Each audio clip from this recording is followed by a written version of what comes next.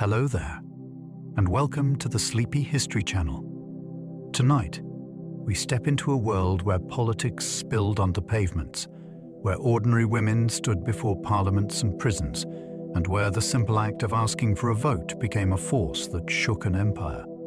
The suffragettes were strategists, speakers, prisoners, organizers, and visionaries who believed that democracy was incomplete without women inside it.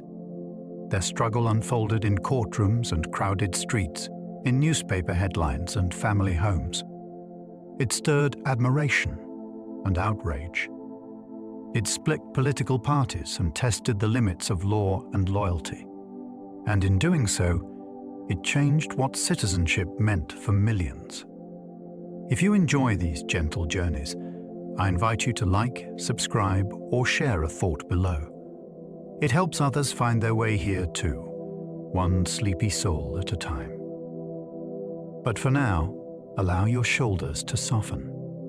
Let your jaw unclench and your breathing slow. Settle into the story of courage, conflict, and conviction that reshaped a nation. And as your thoughts grow softer, we will trace the path they carved through history. Let's begin. The suffragettes turned women's votes into a headline that could not fade. In an age when most people met politics through ink and paper, campaigners learned to treat attention like oxygen. They fed newspapers with spectacle and urgency, because silence was the real enemy. When editors tried to shrink the story, supporters created their own channels, printing papers, posters, and handbills that could be passed from palm to palm. They staged meetings that filled halls, then spilled into streets, so reporters could not pretend nothing happened. They wrote letters to editors in disciplined waves. They sent photographs that showed determined faces, not caricatures.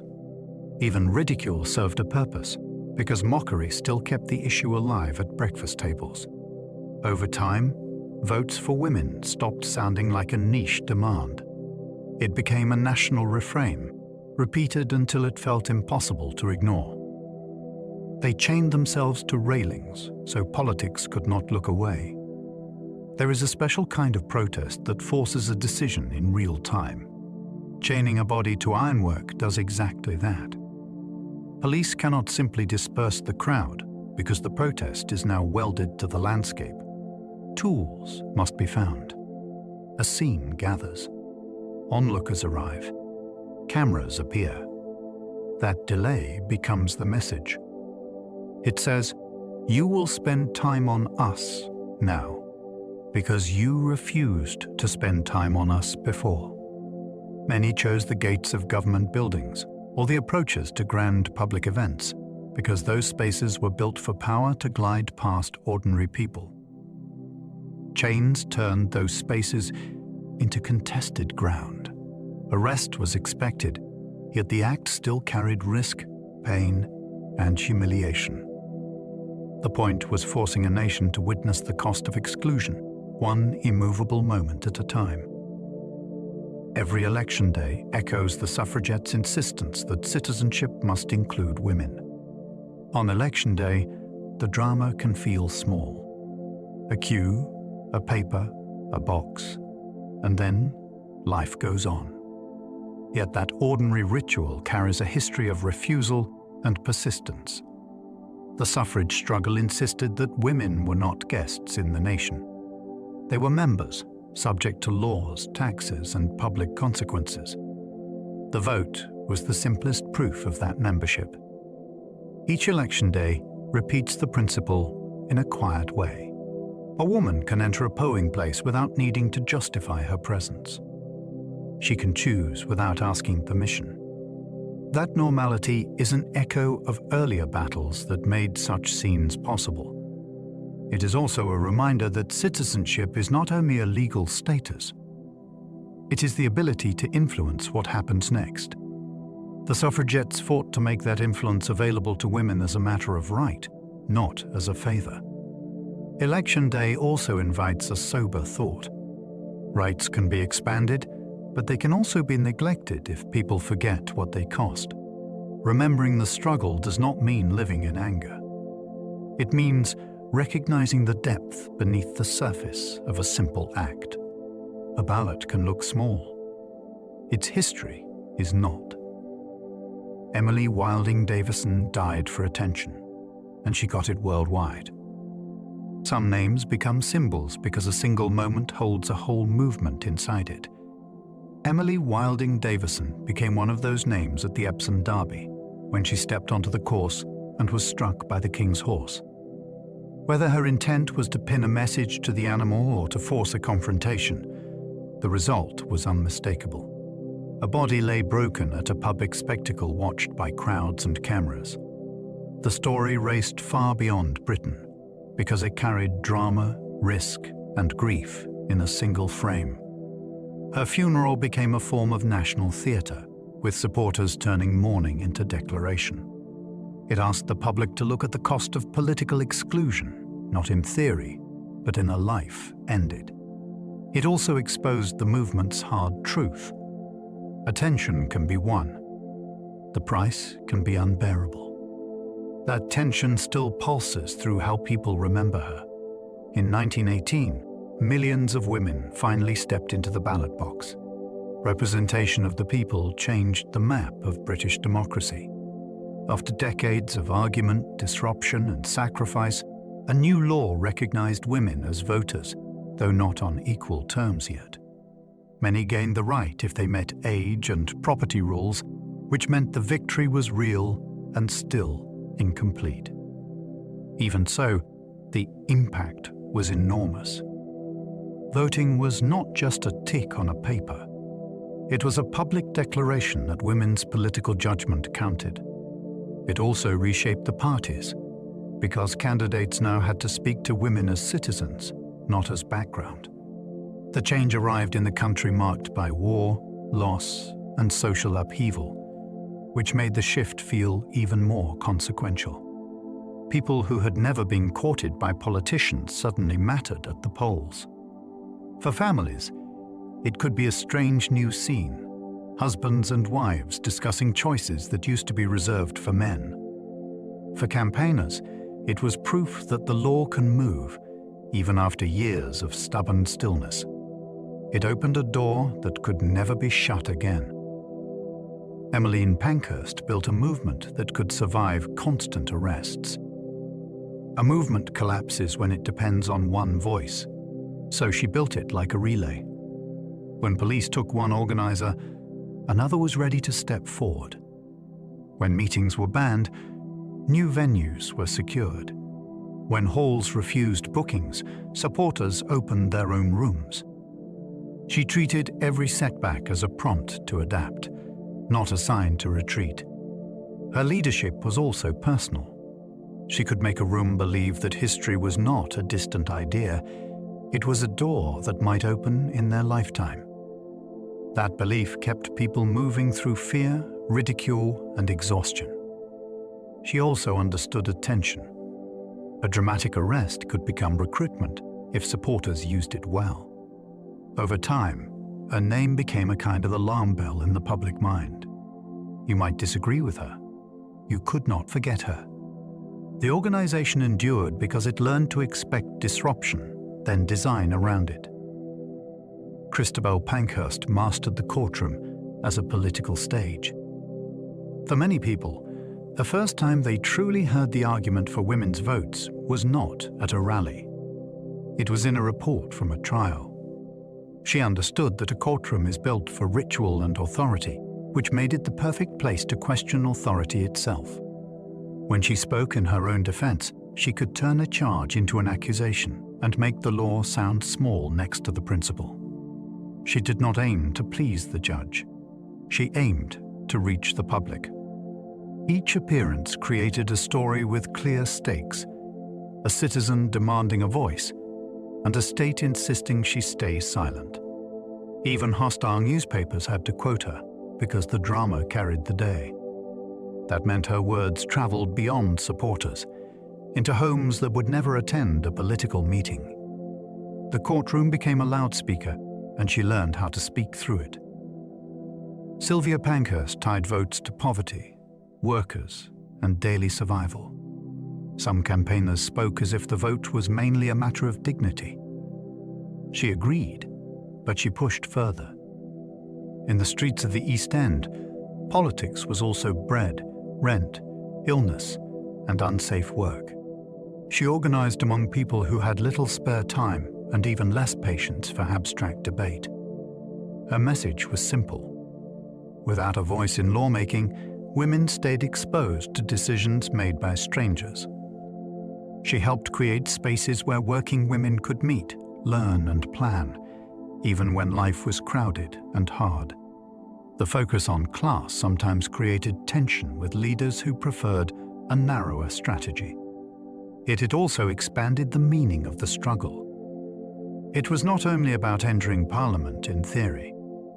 It was about changing the rules that shaped ordinary hours of the day. By linking suffrage to living conditions, she made the issue harder to dismiss as a single cause for comfortable people. Emmeline Pankhurst carried militancy abroad, reshaping activism in Australia. Ideas do not stay inside borders, especially when organizers are forced to move. She brought methods and intensity learned in Britain into a different political landscape, where the questions around labor, war, and reform had their own sharp edges.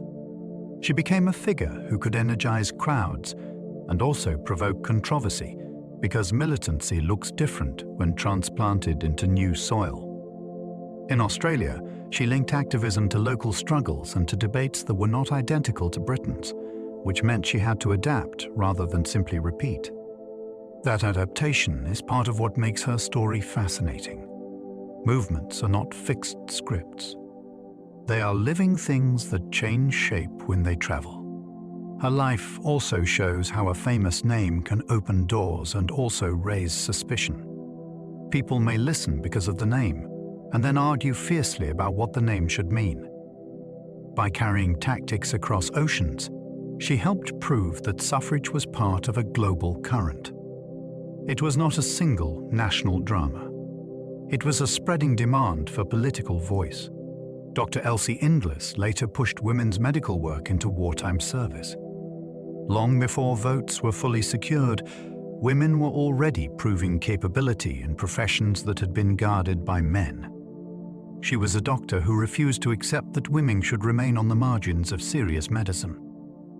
When war came, she helped drive an idea that sounded radical to many officials.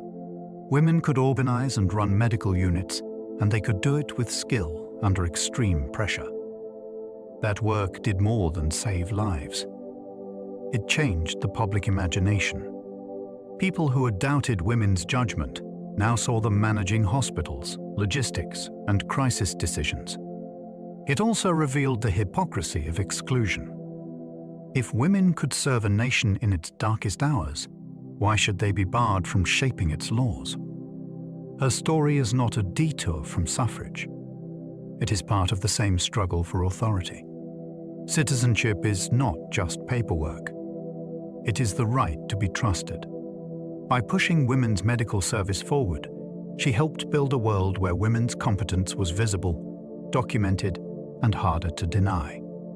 Princess Sophia Duleep Singh protested at Buckingham Palace with bold calm. A protest becomes electric when it appears where it is not supposed to appear.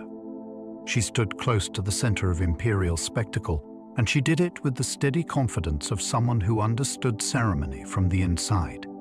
Her presence challenged a comforting myth. The suffrage story was not only about one type of woman or one kind of British life. Here was a princess with a family history tied to empire and displacement, choosing to stand with campaigners who were often mocked as outsiders. That contrast made people look twice. It raised questions about loyalty, identity, and who had the right to speak for the nation. She also used visibility as a tool. When someone with status takes a public stand, the press pays attention in a different way. Her activism reminded the public that power is not only held in Parliament. It is held in symbols and in the courage to refuse silence where silence is expected. Standing near Buckingham Palace did not just make a point. It rearranged assumptions. Purple, white, and green became a moving flag on city streets. Movements need symbols that can be carried without a speech. Color does that quietly and instantly. Purple, white, and green appeared on sashes, rosettes, pins, and shop displays, turning supporters into living signposts. It created recognition across class and distance. A woman could step into a crowd and know, within seconds, where she was safe. Merchants sold themed goods. Fundraisers used the palette to build unity and money at the same time. It was also a way to control the story. Critics loved to paint activists as unruly, yet a coordinated visual identity suggested discipline and purpose. When processions moved through streets, the colors became a river of intention, and photographs captured that river for those who were not there. The effect was not just pretty branding.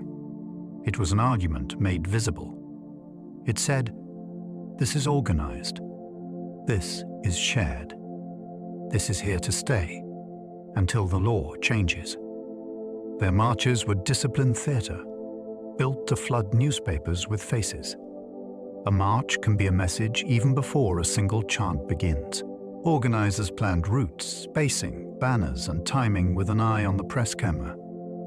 They wanted images that felt inevitable, as if history itself had stepped into the street.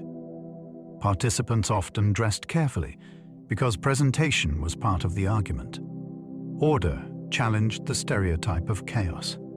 Large numbers challenged the idea of a fringe. Banners carried simple demands that could be read from a distance, and the slow rhythm of walking gave the public time to absorb them.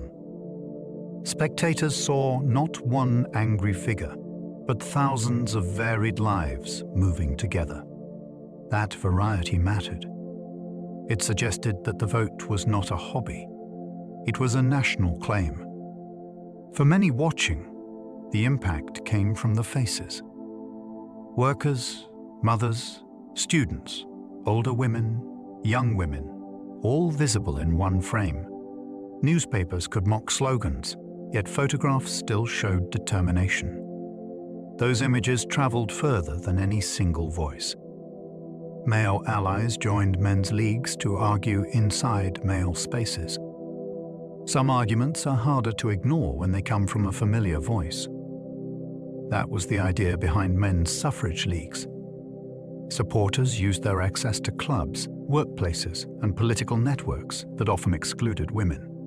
They wrote letters, hosted talks, and challenged dismissive jokes in rooms where women were not present to answer back. This mattered because opposition was not only about policy, it was also about social identity. A man who spoke for women's votes could make other men question what they had accepted as normal. Male allies also helped in practical ways. They could steward crowds, provide legal support, and speak at meetings where a woman's voice might be shouted down before she began. Their involvement did not replace women's leadership. It widened the battlefield. It turned suffrage into a question of fairness that crossed gender lines, and it made it harder for critics to claim the cause was simply women refusing their proper place.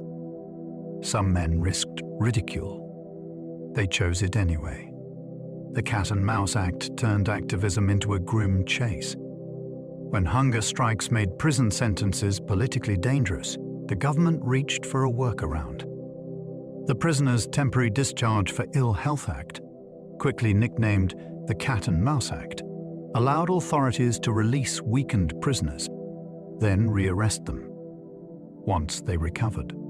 It was policy shaped like pursuit. To supporters, it felt cruel and calculating because it turned illness into a tactic of control. To organizers, it created urgent new problems. How do you protect someone who is technically free, yet still trapped by a sentence that can snap shut again? Networks formed to hide recovering women, to move them between safe houses, and to keep them away from the eyes of police. Newspapers followed the chase, which only amplified the story. The act also revealed something important about the state. It was adapting. because it could not crush the movement outright. When power changes its rules mid-game, it signals that pressure is working. The mouse was meant to be fragile. Instead, the chase became proof of resolve. Suffragettes learned to vanish into crowds after sudden street speeches. A street speech could ignite a coma in minutes, then disappear before the police fully arrived. Speakers learned to step up fast, deliver a clear message, then step down as if they had simply been passing by. Friends positioned themselves nearby to watch for uniforms and to create small distractions when needed. The crowd helped too. People who agreed would shift their bodies to block sightlines. Someone might begin clapping in one direction while the speaker slipped the other way. It was not only thrill, it was strategy. An arrest could silence a voice for weeks, and the movement could not afford that every day. This vanishing act also made authority look slow. It suggested that control was not guaranteed, even in the heart of a city. For onlookers, it felt like witnessing a magic trick with political consequences. A message appeared. It landed, then it was gone, leaving curiosity behind. They used secret signals to coordinate marches around police lines. When the streets are watched, planning has to happen in motion. Instead of shouting directions, organizers relied on signals that looked ordinary to everyone else. A raised handkerchief might mean turn now. A certain song could mean slow down. A change in banner position could mean split into smaller groups. These signals mattered because a march is fragile. If the front is blocked, confusion can ripple backward and break the whole event into panic. With quiet coordination, the crowd could flow around barricades like water around stone. It made policing harder because officers could not easily predict which street would become the next stage. For participants, it created a feeling of shared intelligence. You were not only walking, you were reading the city together. That feeling built confidence, and confidence kept people showing up. It also produced unforgettable moments for witnesses. A crowd would seem to hesitate, then move as one, and suddenly the message was somewhere new. Police surveillance pushed activists to invent new forms of discretion. Once the movement became a national concern, watchfulness followed it into daily life. Meetings were monitored. Addresses were noted. Familiar faces were tracked across neighborhoods. That pressure forced campaigners to become careful in ways they had never expected. Plans were discussed in fragments and shared only with those who needed to know. A route might change at the last moment. A gathering might be announced late, then spread quickly through trusted networks. Homes became makeshift offices, and ordinary errands became cover for organizing.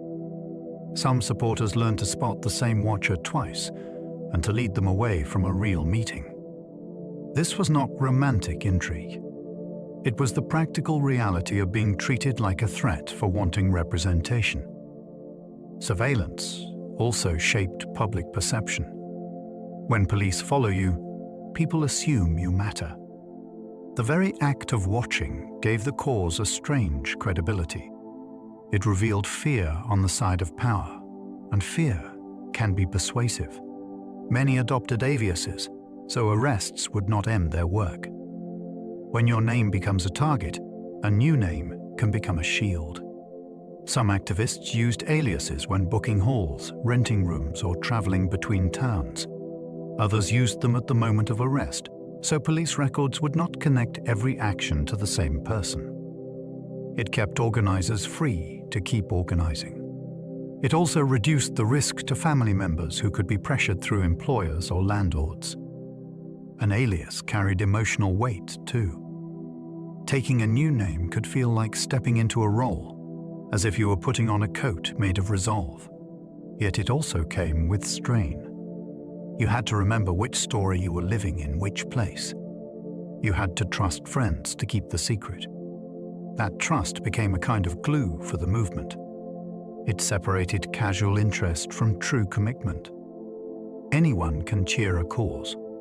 Fewer can live inside it, even down to the name they answer to. Families split over politics, with daughters defying fathers in public. In many homes, the father's opinion was treated like final judgment, especially on political matters. Suffrage broke that pattern, sometimes dramatically. A daughter might join a march, speak at a meeting, or appear in the press, and suddenly the family's private tensions were visible to neighbors. The conflict was rarely just about one law. It was about authority itself. Who gets to decide what a woman believes, and what she is allowed to do with her voice? Some fathers saw activism as disgrace. Others feared it would ruin marriage prospects, jobs, or safety. For the daughters, public defiance could feel like stepping off a cliff because it risked love, housing, and financial support. Yet many did it anyway, and that is part of what made the movement so disruptive. It did not only challenge Parliament, it challenged the everyday hierarchy inside households. When a family argues about votes, it is really arguing about personhood. Those arguments could be painful, but they also proved that women's political identity was becoming impossible to contain. Some husbands supported activism, taking childcare during arrests. Support often looks less like speeches and more like practical rearrangement. When a woman was arrested or traveled for organizing, someone had to keep the household running. In some families, husbands stepped into roles society told them were not theirs. They cooked meals, managed routines, and soothed anxious children, sometimes while neighbors judged them for it. That quiet work had political meaning because it treated a wife's public mission as legitimate. It also protected the movement, since many women could not stay active without someone covering the daily tasks that did not stop for any cause. Supportive husbands might also handle letters, coordinate with local friends, or deal with employers, which helped reduce the chaos that authorities hoped imprisonment would create. Their support challenged a common insult aimed at campaigners. Critics claimed that activism broke families. In reality, it often revealed what families could become when they shared responsibility. It showed that partnership could include political respect, not only domestic expectation. And for children watching, it offered a new picture of what a household could look like when justice mattered. Others tried to stop wives by claiming legal control over them. For some men, the vote debate felt like a threat to the entire structure of marriage as they understood it. They used the language of law and authority to force obedience, treating a wife's activism as something that could be forbidden, like a child's misbehavior. The claim was not always shouted. It could appear as withheld money, blocked travel, intercepted letters, or pressure through employers and relatives. These tactics revealed a sharp truth. Without political rights, women could be vulnerable to control that was framed as normal. The suffrage struggle therefore cut into private life, because it exposed how law shaped power inside the home. When a woman resisted, she was not only challenging a husband, she was challenging a system that often backed him. That is why the campaign could become so intense. It touched love, fear, reputation, and survival, all at once.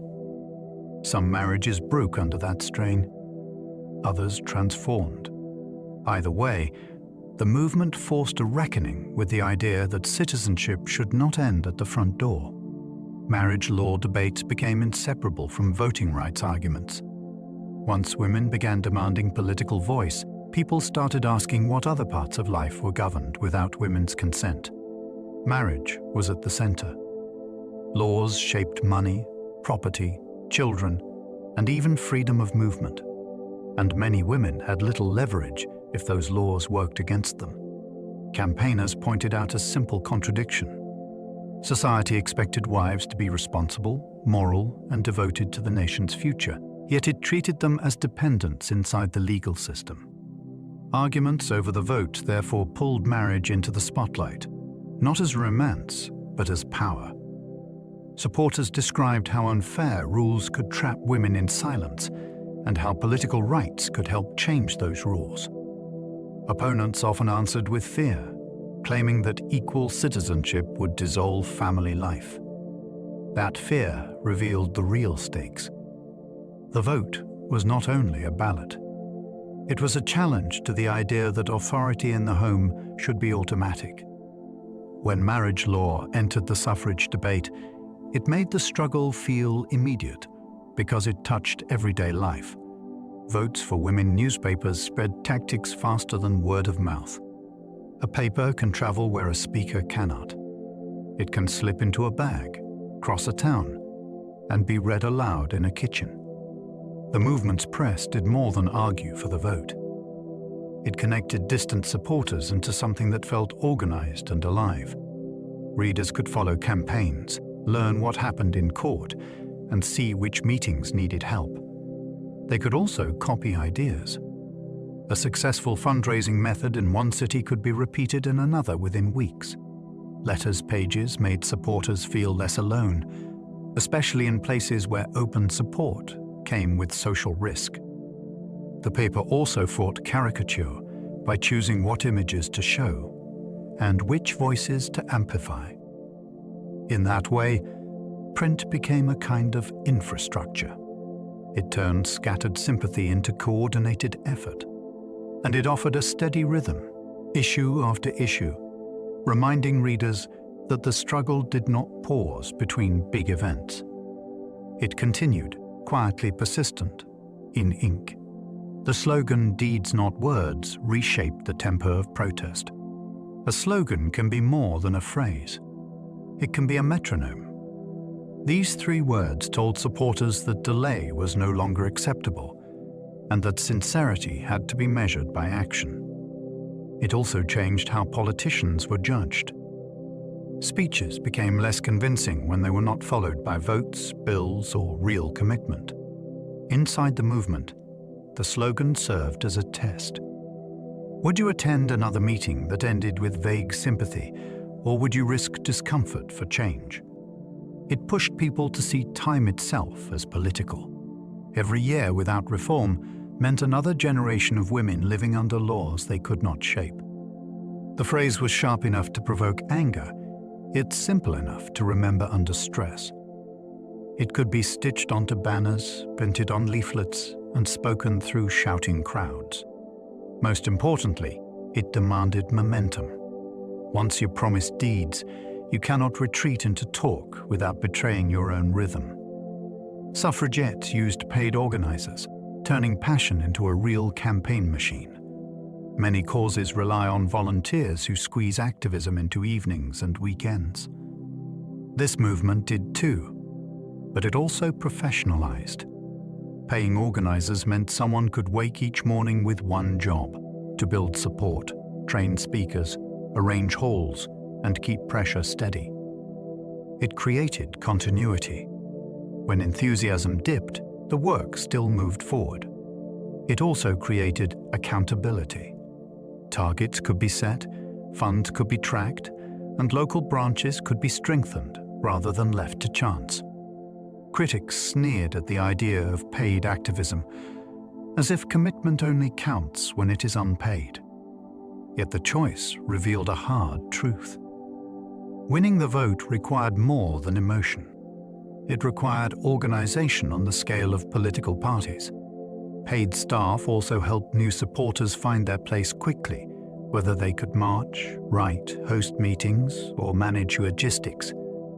In a struggle defined by interruption, this structure was a form of resilience. It kept the campaign standing, even when leaders were in custody.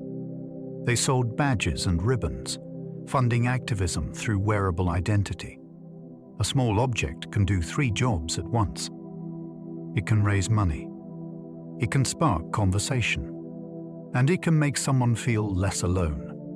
Badges and ribbons did all 3. Buying one was a simple act.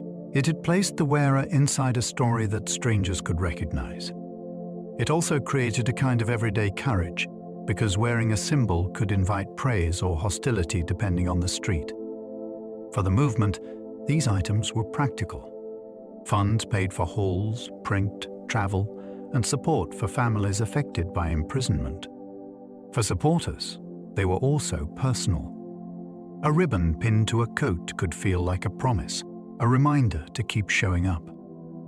Sales tables at meetings turned into lively hubs, where new people learned how to help without needing to be fearless on day one.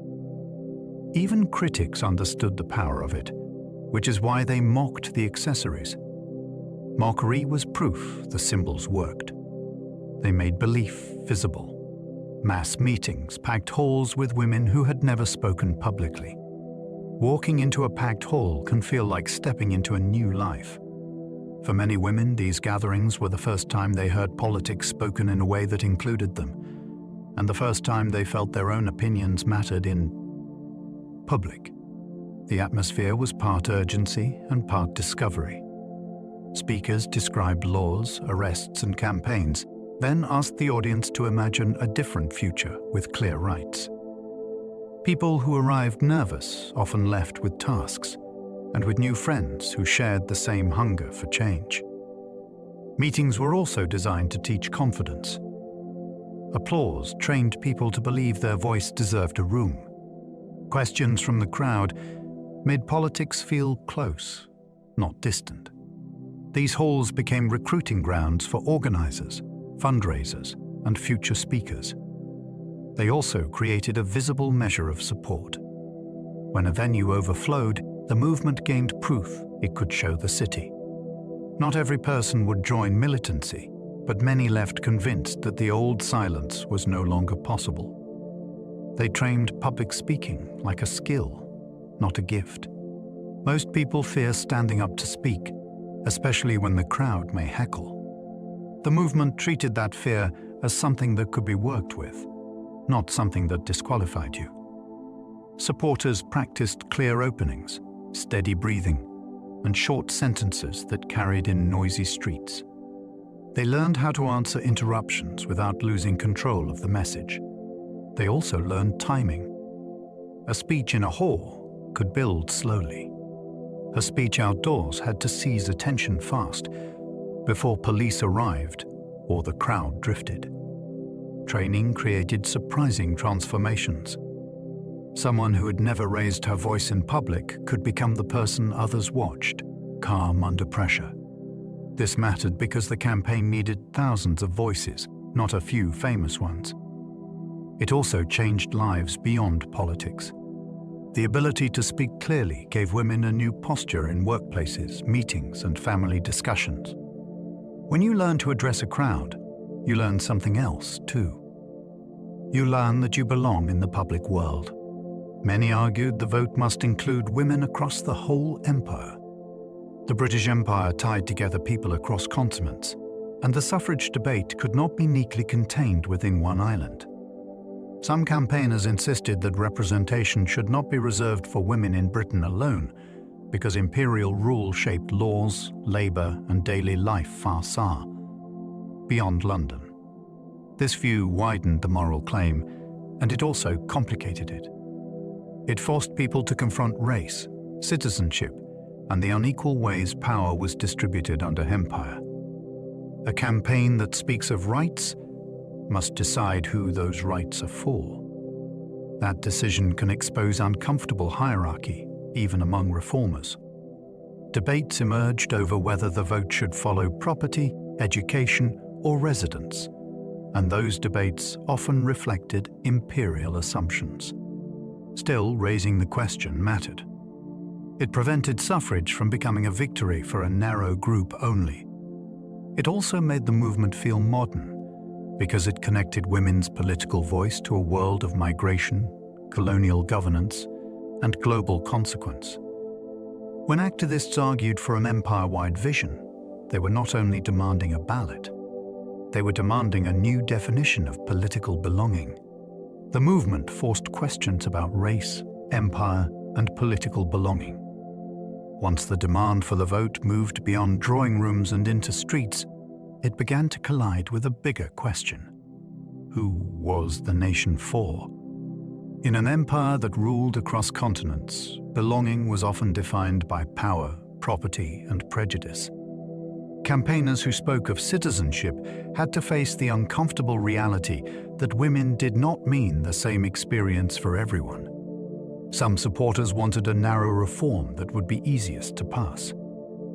Others argued that a victory built on exclusion would poison the idea of justice.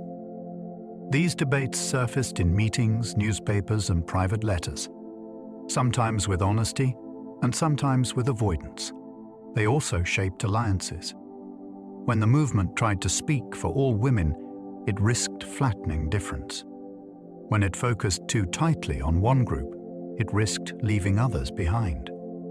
The suffrage struggle became a mirror, reflecting what Britain claimed to be and what it was still willing to deny. International victories inspired them, especially New Zealand in 1893. When reform feels impossible at home, an example from abroad can open a window in the mind. New Zealand granting women the vote in 1893 became that window for many British campaigners. It offered proof that a society could expand democracy without collapsing into chaos. Supporters used the achievement like a bright lantern, carrying it into meetings and newspapers as a challenge to British politicians. If a distant colony could do this, why could the empire's centre not manage it? The example also weakened a favourite argument of opponents that women's voting was an untested leap into the dark. It was tested. It was real. It was already part of the modern world.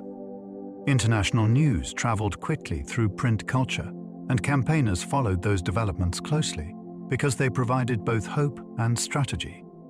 Success elsewhere suggested that resistance was not a law of nature. It was a choice. And if it was a choice, then it could be reversed. The movement drew strength from that thought. A victory across oceans became a spark in British streets. Finland's vote in 1906 proved change could come fast.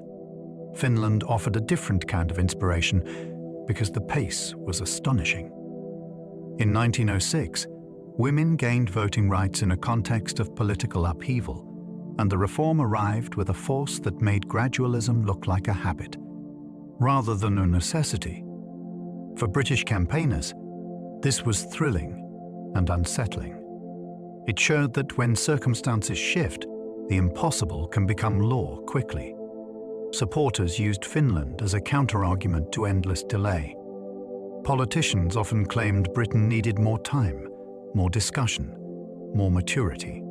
Finland suggested that maturity might be another word for reluctance. The story also highlighted how suffrage was tied to wider democratic change, not to a single narrow request. When societies renegotiate power, women's place in that power becomes part of the negotiation. This example helped campaigners frame their demand as part of a global modernizing wave. They were not asking for a novelty. They were asking Britain to keep up with history. The Finnish leap made waiting look like weakness. Norway in 1913 offered another proof that old rules could fall. Each international success took another brick out of the wall of excuses.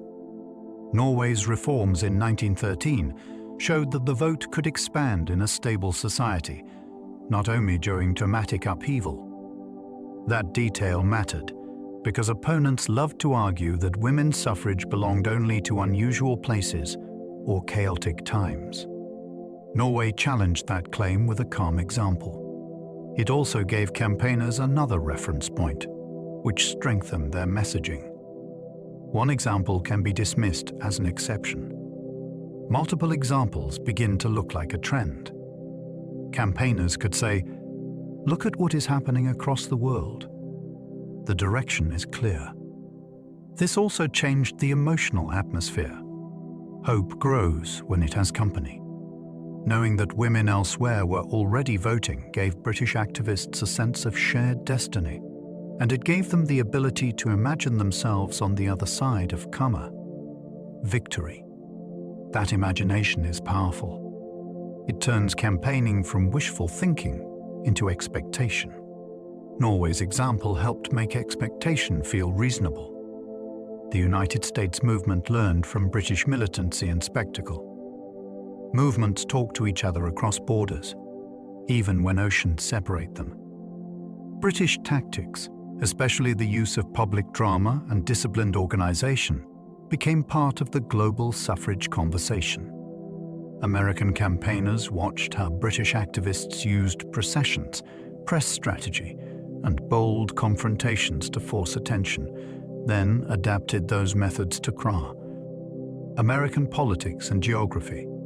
This exchange mattered because it showed suffrage was not a local argument. It was a worldwide struggle over modern citizenship. Learning also went both ways. Seeing American organizing, and later American victories in certain states, offered British campaigners fresh energy and new ideas. The Transatlantic connection turned suffrage into something like a relay race, where momentum could be passed from one country to another. When critics tried to paint activists as isolated radicals, international learning undermined that story. It suggested a larger historical pattern. People across democracies were reaching the same conclusion. Representation that excludes women is incomplete. The shared tactics also made campaigns more sophisticated. Protest became not only spontaneous outrage, but crafted communication designed to travel. Global suffrage successes became emotional fuel during grim setbacks at home. There were long stretches when British reform seemed to stall, and hope could thin into exhaustion. During those moments, news from abroad mattered like a heartbeat. Each victory elsewhere reminded activists that history was moving, even if their own parliament tried to sit still. These successes were used in speeches and conversations, but their deeper power was emotional. They helped people endure ridicule and arrest because they suggested that the struggle had a destination. They also strengthened resolve by creating healthy envy. If women in other places could vote, why should British women accept permanent delay? That question could reignite a tired branch meeting or pull a discouraged supporter back into action. International wins also offered practical lessons, showing which arguments persuaded lawmakers and how coalitions were built. Yet the main effect was simpler. It kept the future vivid. When you can picture victory happening somewhere in the real world, it stops being fantasy. It becomes a possibility that can be fought for. In a campaign that demanded stamina, global success was a kind of oxygen. The outbreak of war reshaped strategy and divided loyalties inside groups. When war arrived, the suffrage struggle met a new national emergency, and the movement's unity began to strain. Some saw a chance to prove women's value through service. Others feared the cause would be buried under patriotic urgency and forgotten for a generation. Meetings that once focused on representation now wrestled with questions of duty, conscience, and what protest should look like in a country at war. Friendships cracked. Organizations argued about messaging, fundraising, and whether disruption was still defensible. The tension was not abstract. It shaped daily choices, from whether to hold a rally to whether to criticize government policy in public. War also changed the public mood because people measured everything against survival. In that atmosphere, activism could look selfish or heroic depending on who was watching. The movement did not disappear. It transformed, and that transformation carried consequences that lasted long after the armistice. Some paused militancy, arguing national survival came first. For many activists, halting militant action was not surrender. It was a strategic and moral decision shaped by the scale of the crisis. They believed that demanding attention through disruption could feel wrong when families were grieving and the nation's focus was on war. Some also believed that visible contribution would strengthen the case for citizenship later. So energy was redirected into support work, public appeals, and organizational tasks that aligned with wartime priorities. This choice did not erase earlier anger. It simply put it into a different shape. The pause also carried risk, because governments can grow comfortable when pressure fades. Yet supporters who backed the pause argued that trust was being built and that trust could become political leverage. The decision created a new kind of discipline. It asked people who had lived on confrontation to practice restraint. That restraint was difficult, especially for those who had endured prison and violence. Still, the pause revealed a hard truth about movements. They must adapt to events they did not choose, even when adaptation feels like silence. Others insisted women's rights were urgent even during war. Not everyone accepted the idea of waiting. Some activists argued that crisis made political rights more urgent, not less. War expands government power, and it demands sacrifice from those who may still be excluded from decision-making. They asked why women should be called upon to serve, labor, and endure loss while being treated as politically secondary. For them, postponement sounded like the oldest trick in politics. Praise the cause, then delay it until passion cools. They also feared that wartime unity could be used to shame dissent, turning moral disagreement into betrayal. This stance could be lonely, because public mood can be unforgiving in wartime. Yet it kept a fire burning that might otherwise have gone out. It also forced the nation to confront a contradiction. If women are trusted with survival tasks, why are they not trusted with a ballot? Holding that line during war required a particular kind of courage, because it meant resisting both government authority and public impatience. Holloway Prison became a grim symbol and a powerful recruiting story. A prison can become an emblem when enough people pass through its gates for the same reason. Holloway held many women whose real offense was insisting on political voice.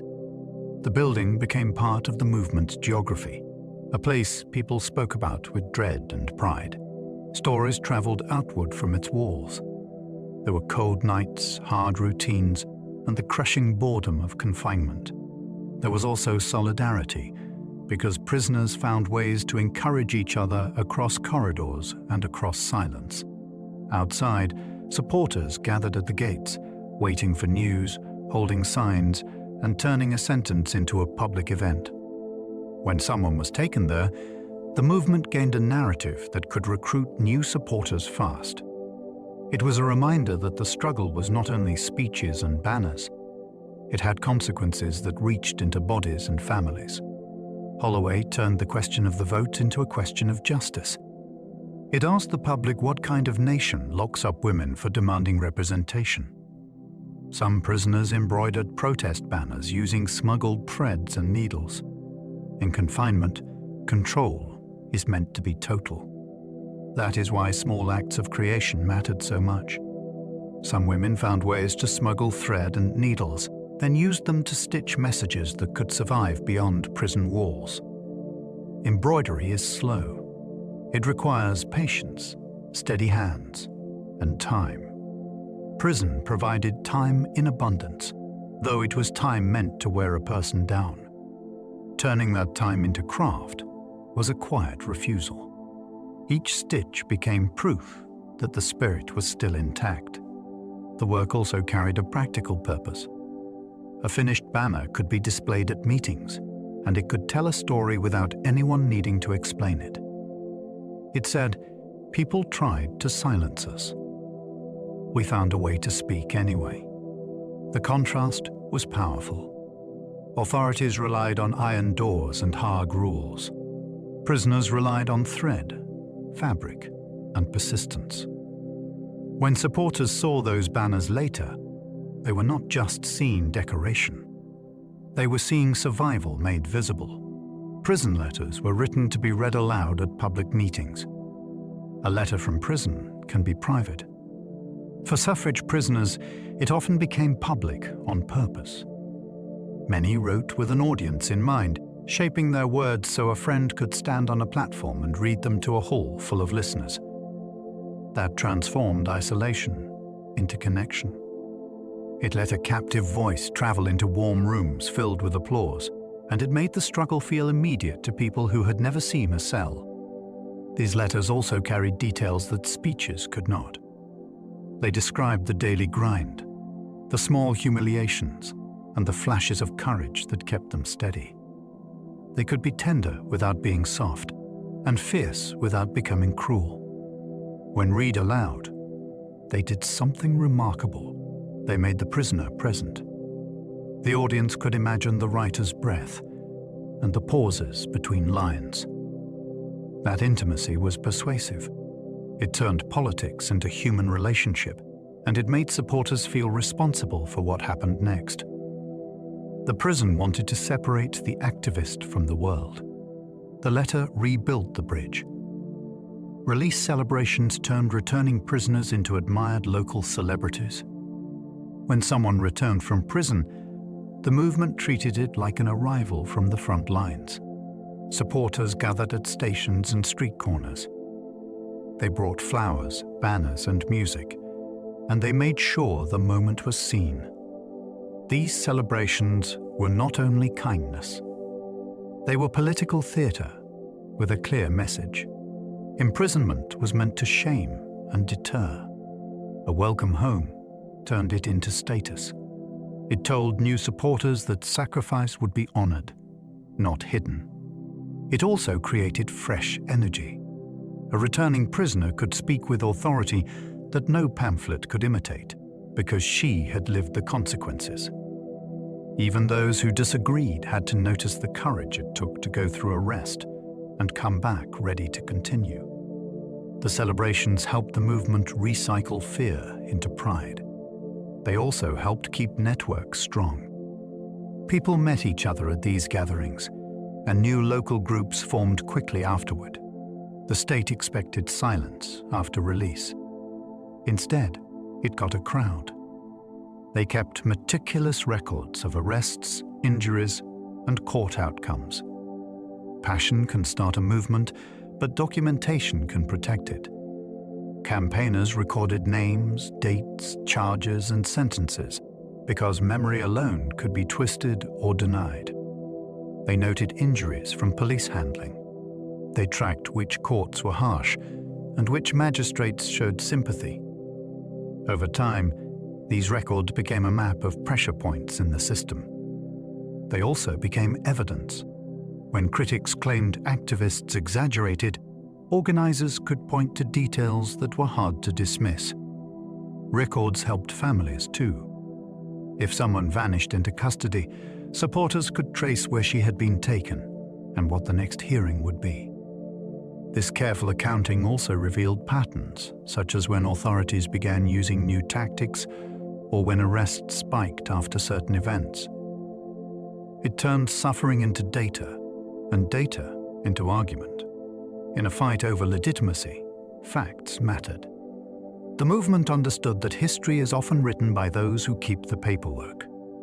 So they kept it, with care and stubborn clarity. The Women's Social and Political Union demanded deeds, not polite promises.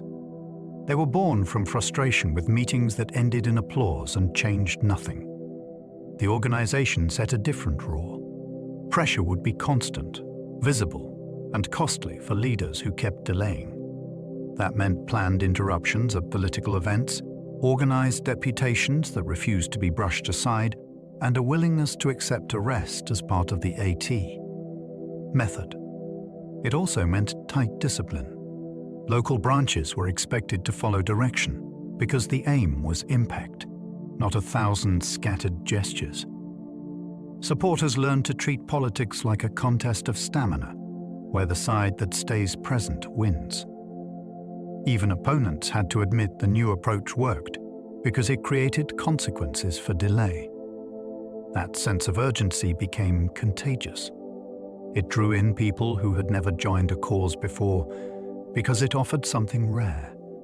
It offered action that felt equal to the injustice. Publicity was planned like strategy, not left to luck. A successful action did not end when the crowd went home. It ended when the story traveled. Organizers thought about which newspapers might report fairly and which would sneer. Then they planned for both outcomes. They prepared spokespeople who could deliver a clear sentence under pressure. They chose locations where photographs would be striking and where passers-by would gather. They timed events to collide with the existing news cycle because attention is a crowded marketplace. They also planned the follow-up.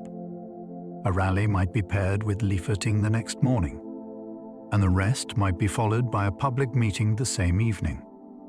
This approach made the movement feel everywhere at once. It also drained the comfort from delay. Politicians could not assume the subject would cool down on its own. When publicity is treated as a tool, it becomes a form of power. The suffragettes learned to hold that tool with steady hands, even when the response was hostile. They were not waiting to be noticed. They were deciding how they would be seen. Marchers rehearsed steps and spacing, so photos looked unstoppable. Before a big procession, there was often something that felt like a dress rehearsal for history. Organizers cared about how the crowd would read in a single photograph. If people bunched up, the march looked small. If the line wobbled, it looked uncertain. So groups practiced walking pace, banner height, and where to leave gaps. They thought about sight lines for cameras and about the moments when a photographer might press the shutter.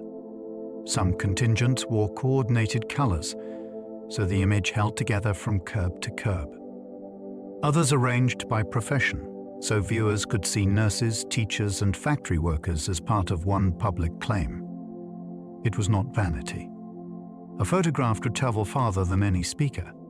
It could hang in a shop window, appear in a newspaper, then be discussed at home. A well-planned image made the movement feel inevitable. Banners used bold fonts, built for distance and fast reading. A banner has only a few seconds to do its work. Someone might see it from a tram, from the doorway, or through a moving crowd.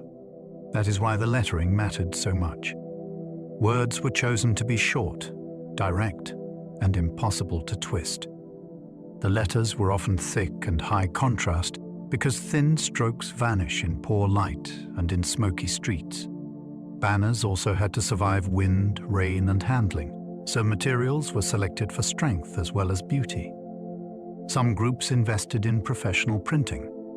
Others painted by hand in community rooms, then practiced holding the banner level, so the message did not sag into unreadable folds. There was also politics in design. A clear banner suggested discipline and seriousness, which challenged the idea that campaigners were chaotic troublemakers. Even a passerby who disagreed could still read the demand. That clarity was part of the pressure. Some protests were timed to royal events for maximum visibility.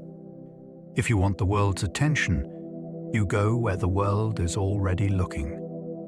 Royal events created crowds, police presence, and journalists who had traveled for the spectacle.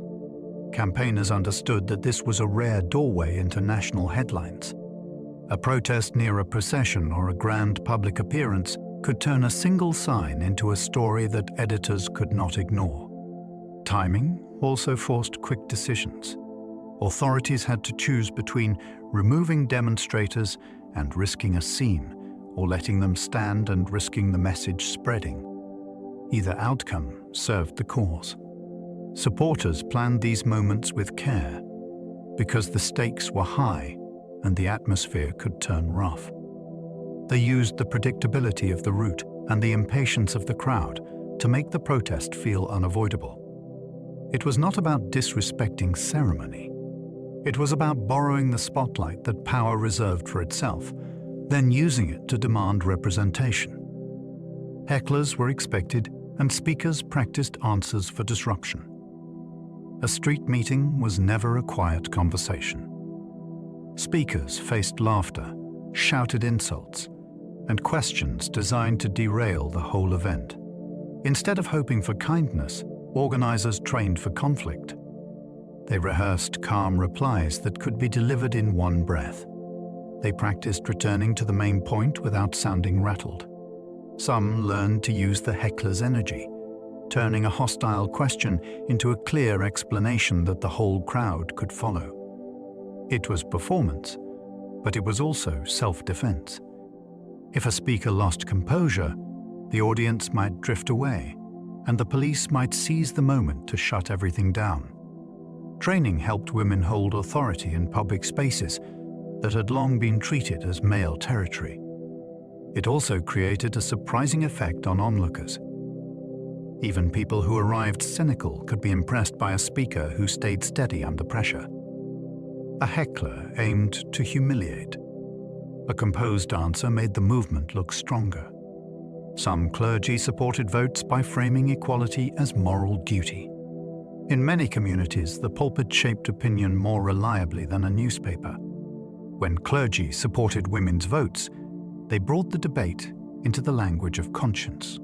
They spoke about responsibility, about the need for compassion in lawmaking, and about the moral danger of treating half the population as politically danta, invisible. Some churches hosted meetings, which gave campaigners a respected venue and a new audience.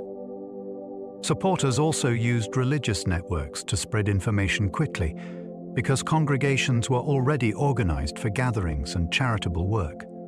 This support mattered because suffrage opponents often claimed that activism was unfeminine or disorderly. A religious endorsement challenged that claim. It suggested that seeking representation could be an extension of ethical life, not a rejection of it. It also created drama within congregations. Families might share a pew and disagree sharply afterward. That friction made the issue harder to avoid. When politics enters worship, it becomes personal. Other clergy opposed them, turning sermons into political battlegrounds. Not every pulpit welcomed the cause. Some clergy preached against women's votes as a threat to social order, family roles, or national stability. That opposition carried weight because it wrapped political opinion in spiritual authority. Campaigners had to decide how to respond. Some wrote rebuttals and circulated them among parishioners. Others attended services and listened, then challenged the arguments outside the church doors in conversations that could be tense and risky.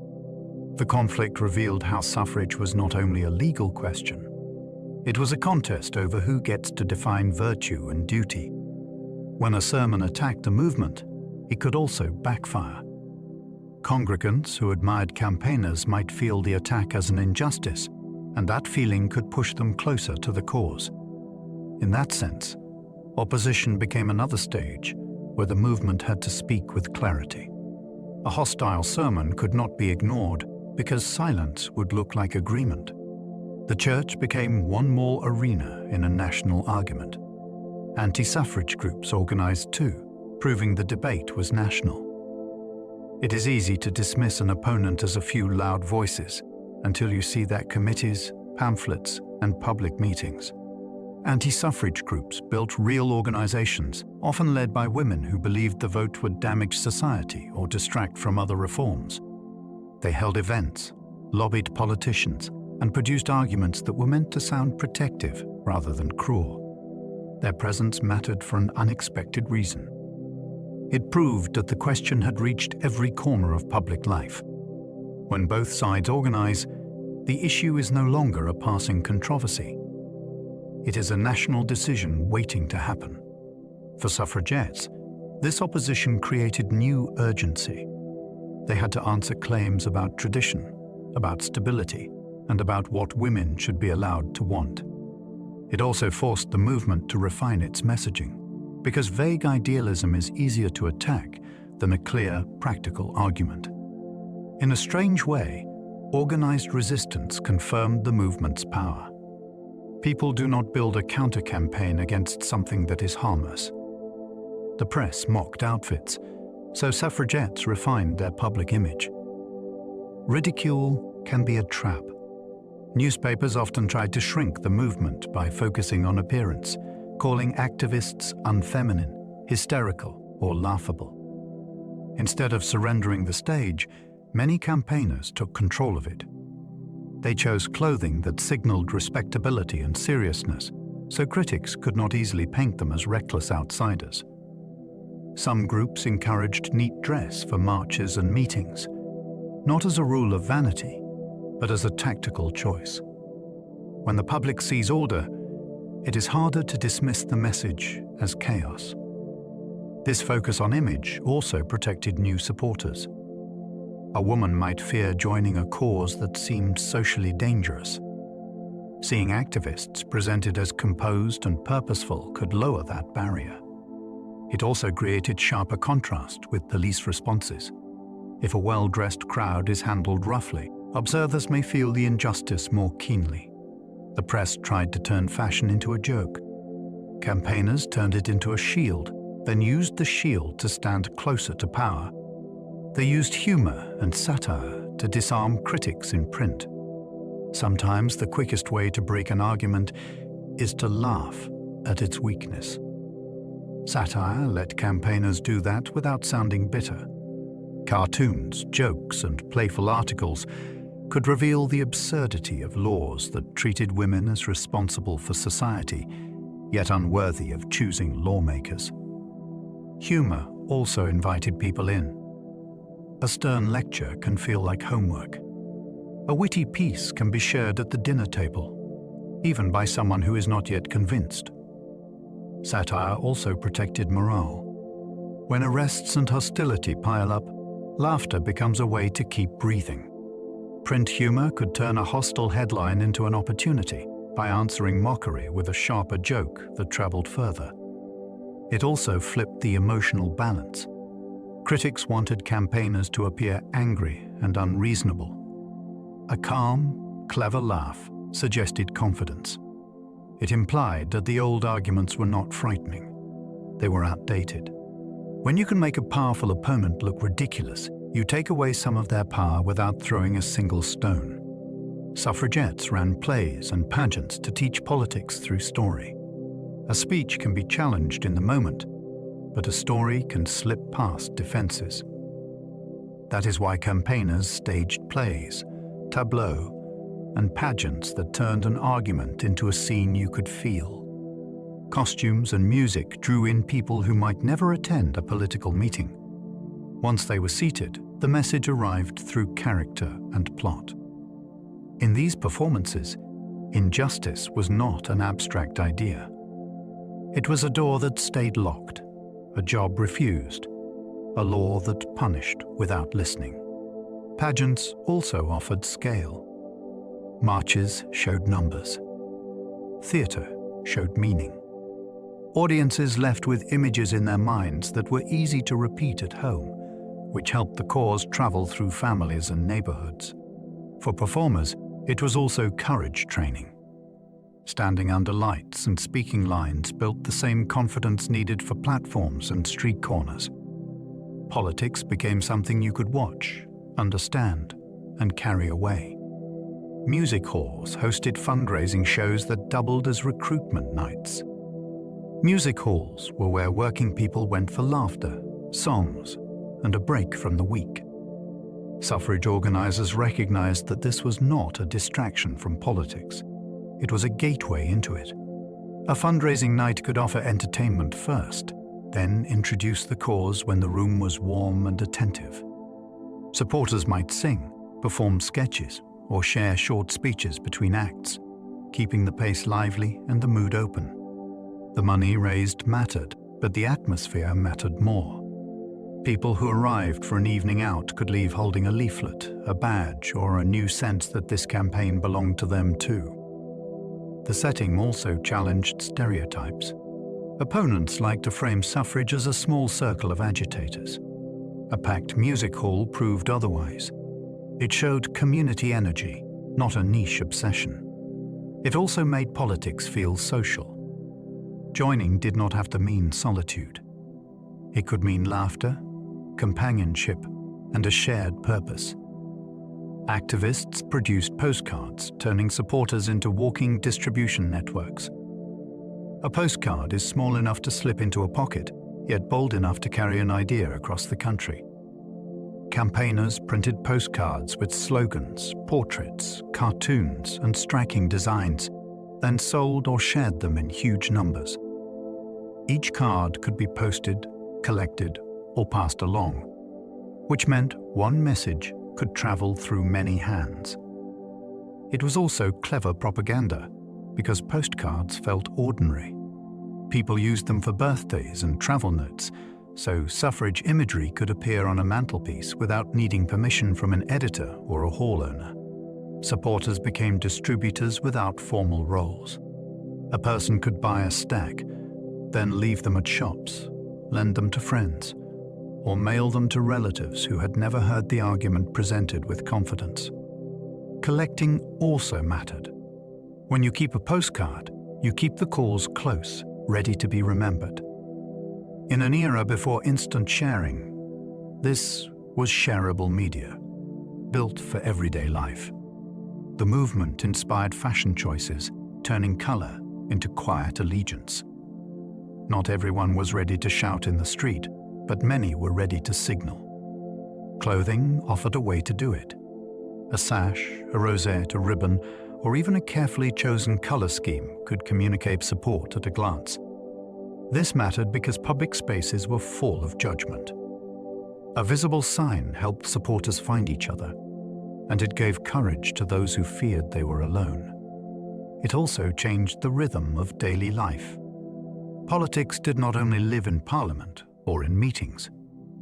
It could live on a collar, on a hat, on the edge of a sleeve. That visibility made the movement harder to treat as distant noise. It was in shops, on trams, in church pews, and at family gatherings.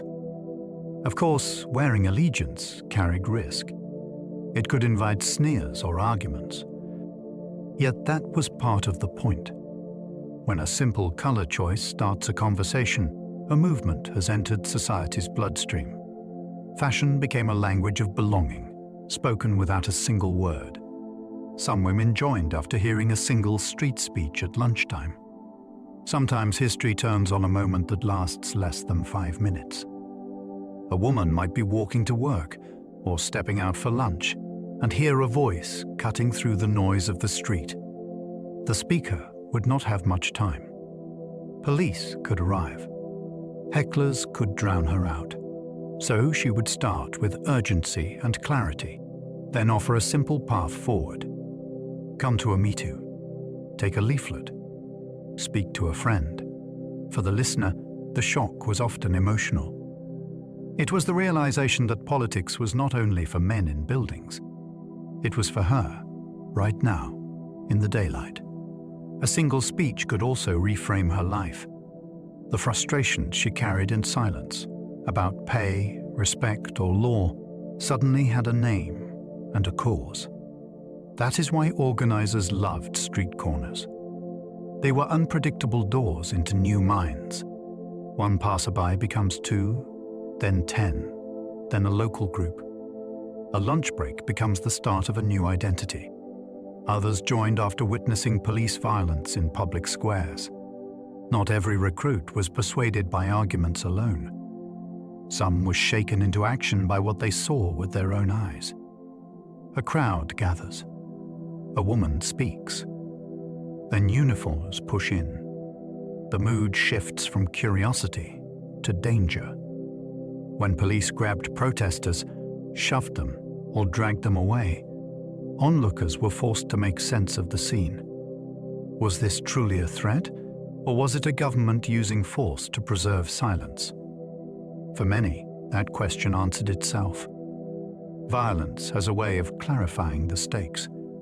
It turns an abstract issue into a moral test right there on the pavement. Witnesses might feel anger, fear, or even guilt for standing still. Those emotions could become commitment. People who had never planned to join any cause would attend a meeting, donate money, or offer a spare room as a safe place.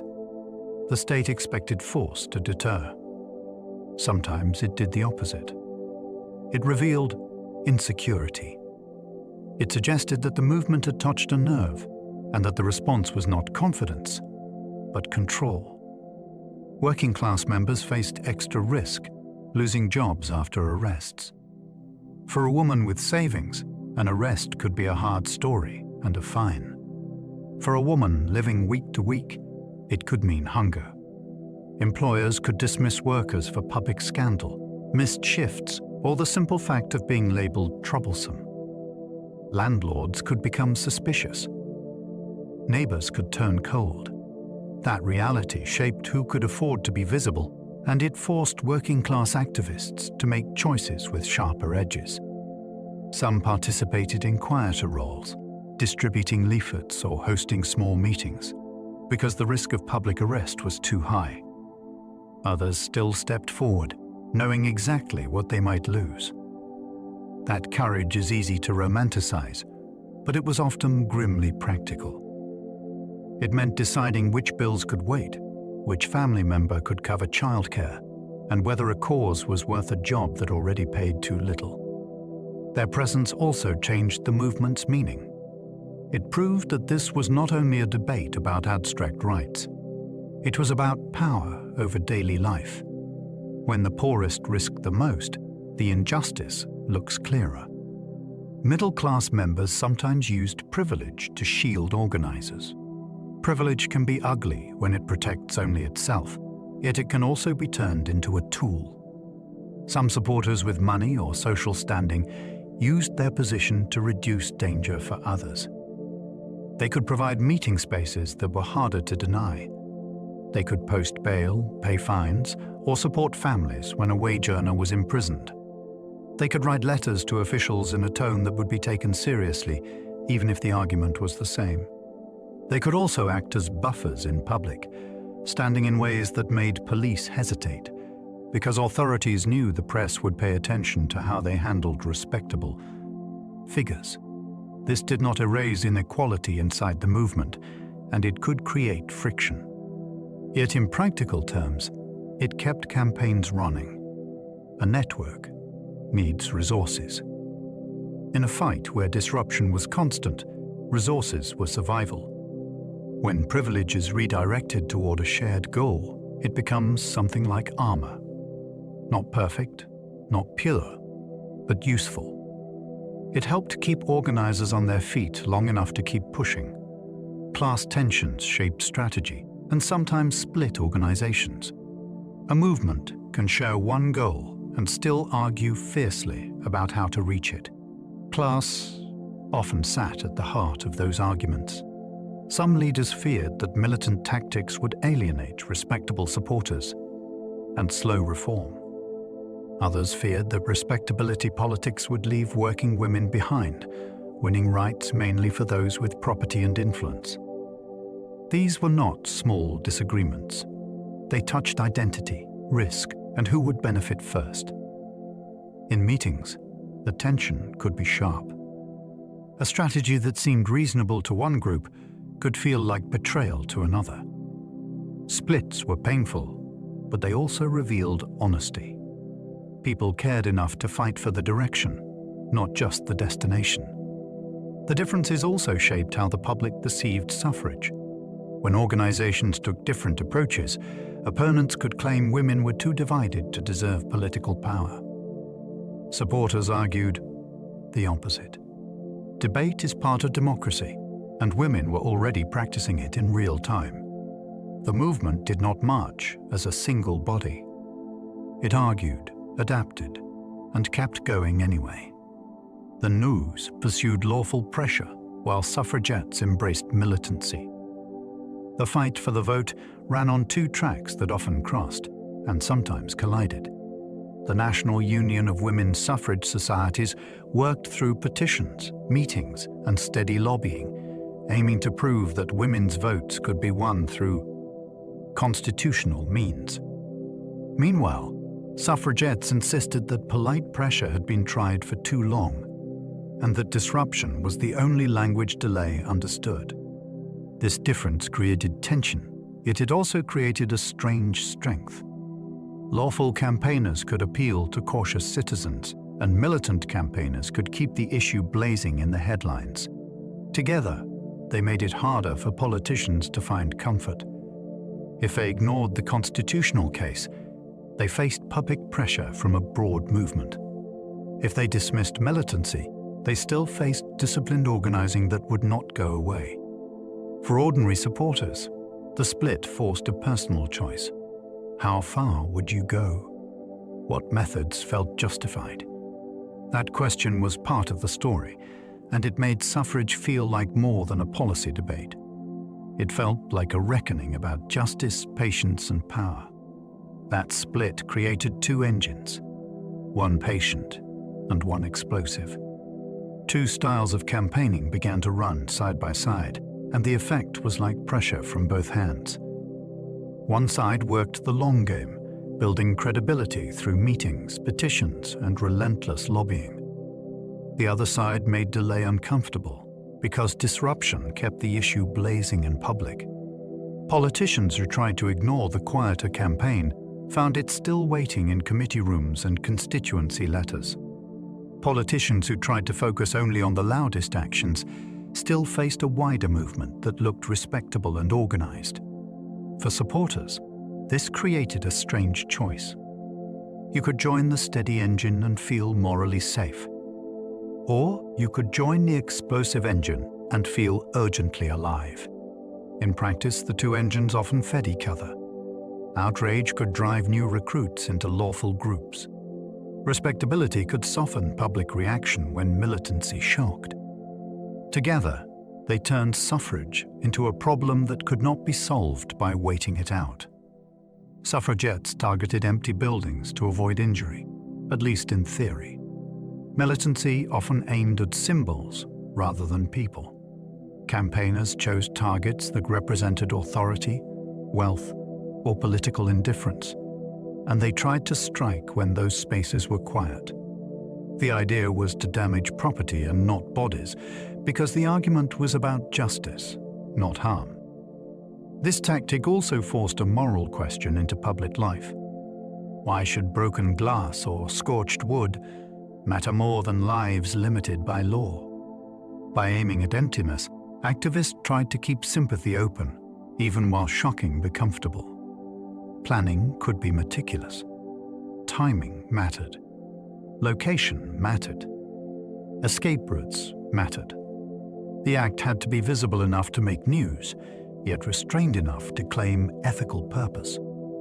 That balance was difficult, and it was never perfectly kept. Still, the intent reveals something important about the movement's mindset. They believed the system was violent in slow motion. They wanted to answer with disruption that could not be ignored, while still drawing a line they hoped the public would recognize. Some attacks still harmed people, revealing the danger of escalation. Once a movement adopts force, even force aimed at objects, control becomes fragile. An action planned for an empty place can meet an unexpected passerby. A fire set as a message can spread beyond the intended room. A startled crowd can surge, and someone can fall. Even when no one is directly struck, fear itself becomes a kind of injury that lingers. These risks changed the conversation inside the movement and outside it. Supporters who admired courage began to worry about consequences. Opponents used any harm as proof that women's votes would bring chaos, which was a cruel argument, but a powerful one in headlines. The lesson was harsh and simple. Escalation creates its own gravity. It pulls events toward outcomes nobody fully chooses. Yet the danger also exposed the stakes. People were asking what level of disorder society would tolerate before granting representation. When harm occurs, the moral center of a campaign can wobble. The movement had to wrestle with that reality in real time. Kitty Marianne used arson as protest after surviving violent force-feeding. Her life carried scars that were not theoretical. She had been imprisoned, and she had endured treatment that left her furious at the state's willingness to dominate women's bodies. From that anger, she chose a form of protest meant to shake comfort itself. Setting fires was not a debate tactic. It was a declaration that polite life would not continue as normal while women were denied political voice. She also understood publicity. A fire draws attention fast, and it cannot be brushed aside as a minor disturbance. For some supporters, her actions felt like the only honest response to brutality. For others, they felt like a step too far, because fear spreads quickly through neighborhoods. Her story shows how movements can be shaped by trauma, not just ideology. When a person has been pushed past endurance, patience can feel like betrayal. Her choices still force a question that is uncomfortable. How does a society measure the violence it condemns compared with the violence it quietly permits? Constance Lytton used disguise to expose class bias in prison treatment. She suspected that authorities treated women differently depending on their status, and she decided to test it with her own body. Instead of arriving as a titled woman with connections, she changed her appearance and presented herself as someone without protection. The results were not subtle. The way she was handled, the assumptions made about her, and the harshness she faced revealed a system that could become more cruel when it believed nobody important would complain. This was not theater for its own sake. It was investigation. It gathered evidence that polite observers could not easily dismiss because it came from someone who knew both sides of the divide. Her choice also carried real risk because disguise removed the safety net of recognition. It showed another kind of courage, not the courage of shouting in a crowd, but the courage of stepping into vulnerability on purpose. By exposing unequal treatment, she widened the suffrage story. It was not only about votes. It was also about how power decides who deserves dignity. Hunger strikes turned a prison cell into a national moral crisis. A hunger strike is a refusal that cannot be argued with. It takes the struggle out of speeches and places it inside the body. When imprisoned activists stopped eating, prison authorities faced an impossible choice: release them and admit that imprisonment had failed. Let them starve and risk making martyrs. Either path carried political danger. Outside the walls, supporters tracked each day like a countdown, holding meetings, collecting funds, and pressuring officials with urgent appeals. Newspapers reported weakening bodies, and suddenly the question was not just voting rights. It was what a modern state would do to women who would not submit. The strike also changed public conversations about conscience and control. It asked whether obedience mattered more than dignity.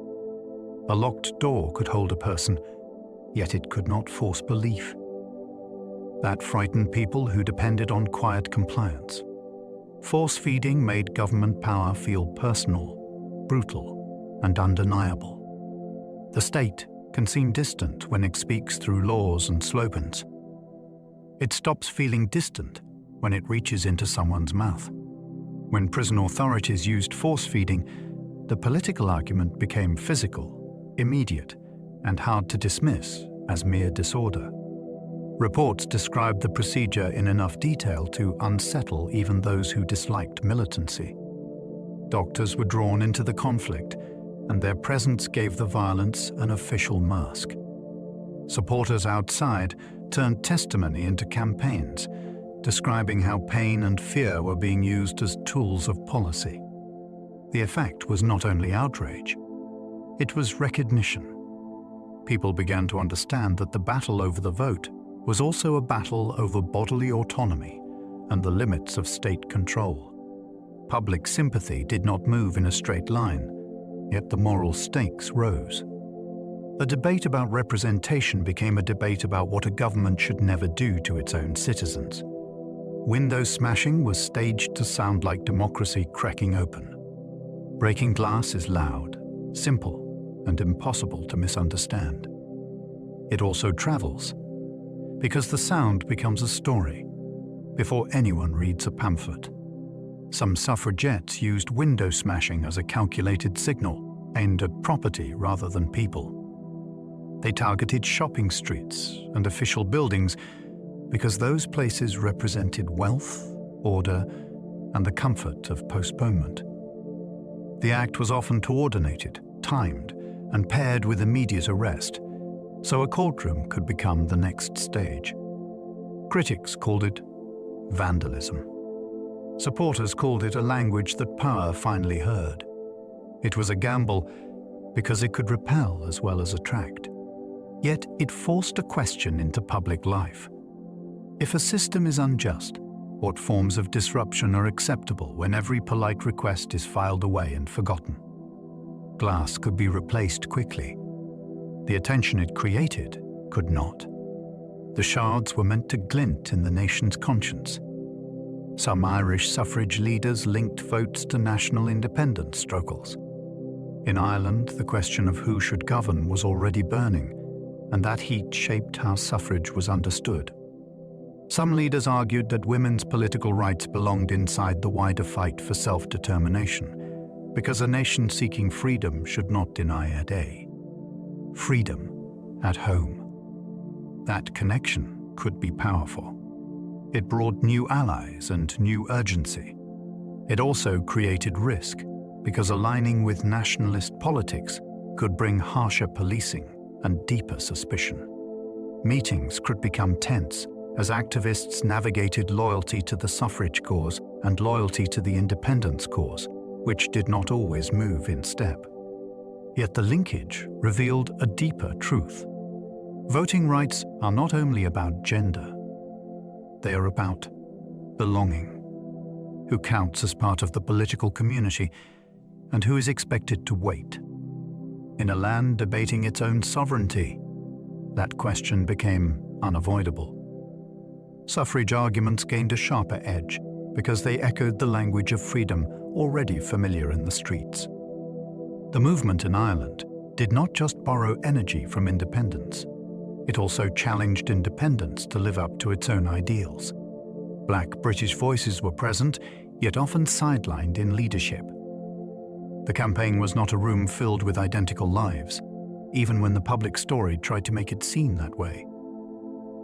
Black Britons lived in Britain, worked in Britain, and followed the political fight closely. Some attended meetings, wrote, spoke, organized, and lent their labor to the cause. Yet leadership and recognition were often shaped by the same social hierarchies the movement claimed to challenge. Visibility could be limited by who the press chose to photograph, who organizations placed on platforms, and who was considered representative. This sidelining mattered because it exposed a painful truth. A movement can fight one injustice while carrying another inside it. That tension also shaped how arguments were made. If the vote was framed as proof of fitness or civilization, it could echo racist ideas that harmed the very people who also deserved representation. The presence of black voices reminds us that the story is larger than the famous names and more complicated than the tidy version. Suffragettes debated whether property rules should decide who counted as voters. The vote was often treated like a reward for stability, not a right of adulthood. Property qualifications were a way of saying, only those with assets deserve political power. Campaigners argued fiercely about this because the stakes were personal. A property-based reform could enfranchise some women while leaving out many workers, lodgers, and younger adults. Supporters of a limited change sometimes saw it as a wedge, something that could open the door. Critics saw it as a trap that would lock inequality into the first victory. Meetings could turn tense as women confronted what society valued. Was citizenship about paying rates, owning land, and fitting a respectable ideal? Or was it about living under laws, being taxed, and being accountable in the same nation? These debates were not abstract because they revealed who was being asked to wait longer. They also forced campaigners to define their moral center.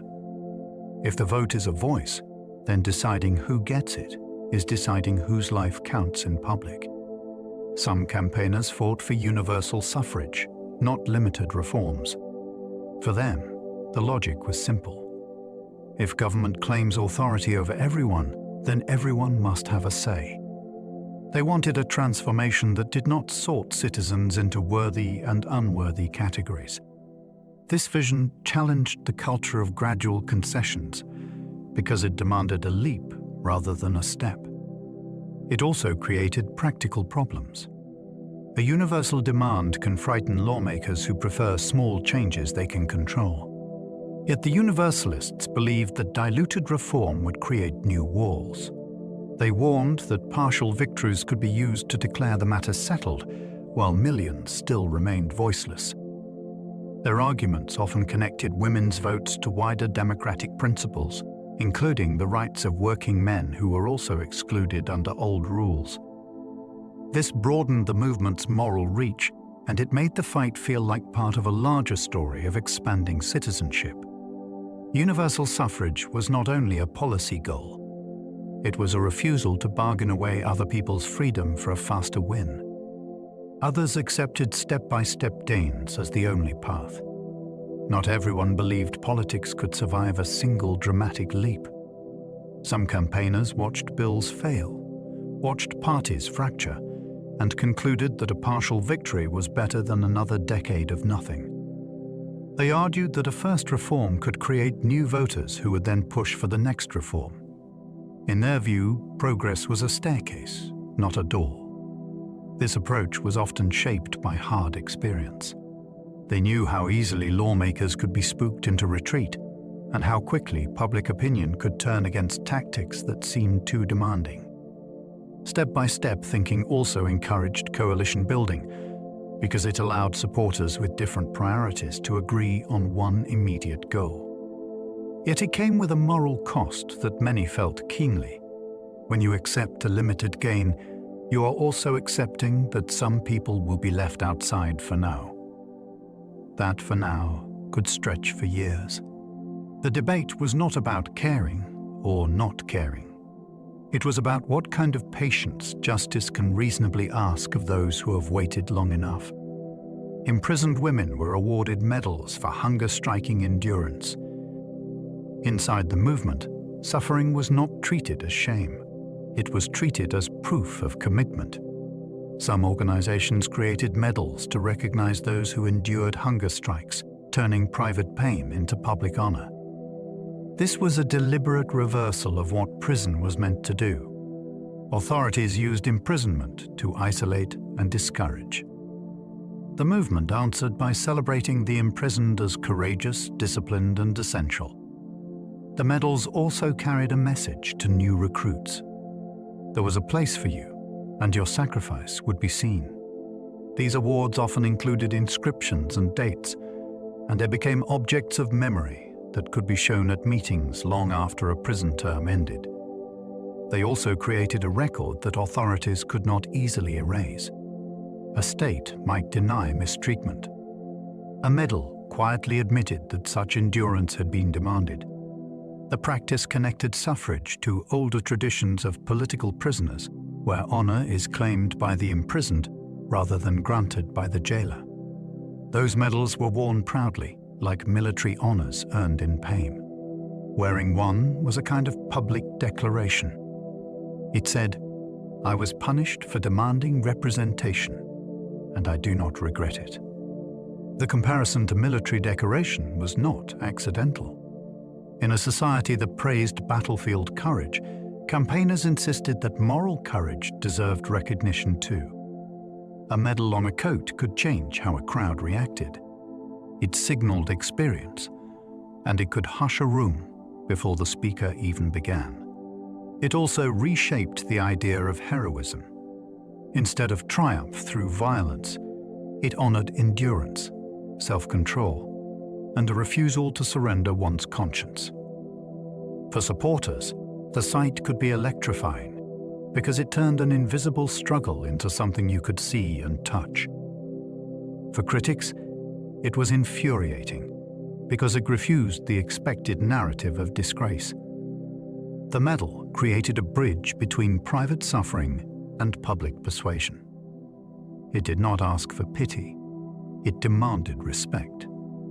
And it reminded everyone that the movement had people willing to pay a physical price for a political principle. The mouse in Cat and Mouse was the weakened hunger striker. The nickname was propaganda, sharp and unsettling. It turned a piece of legislation into a little horror story, where the state became a predator and a fragile woman became prey. That metaphor mattered because it helped ordinary people understand what was happening without reading legal language. A cat does not chase because it is threatened. It chases because it can.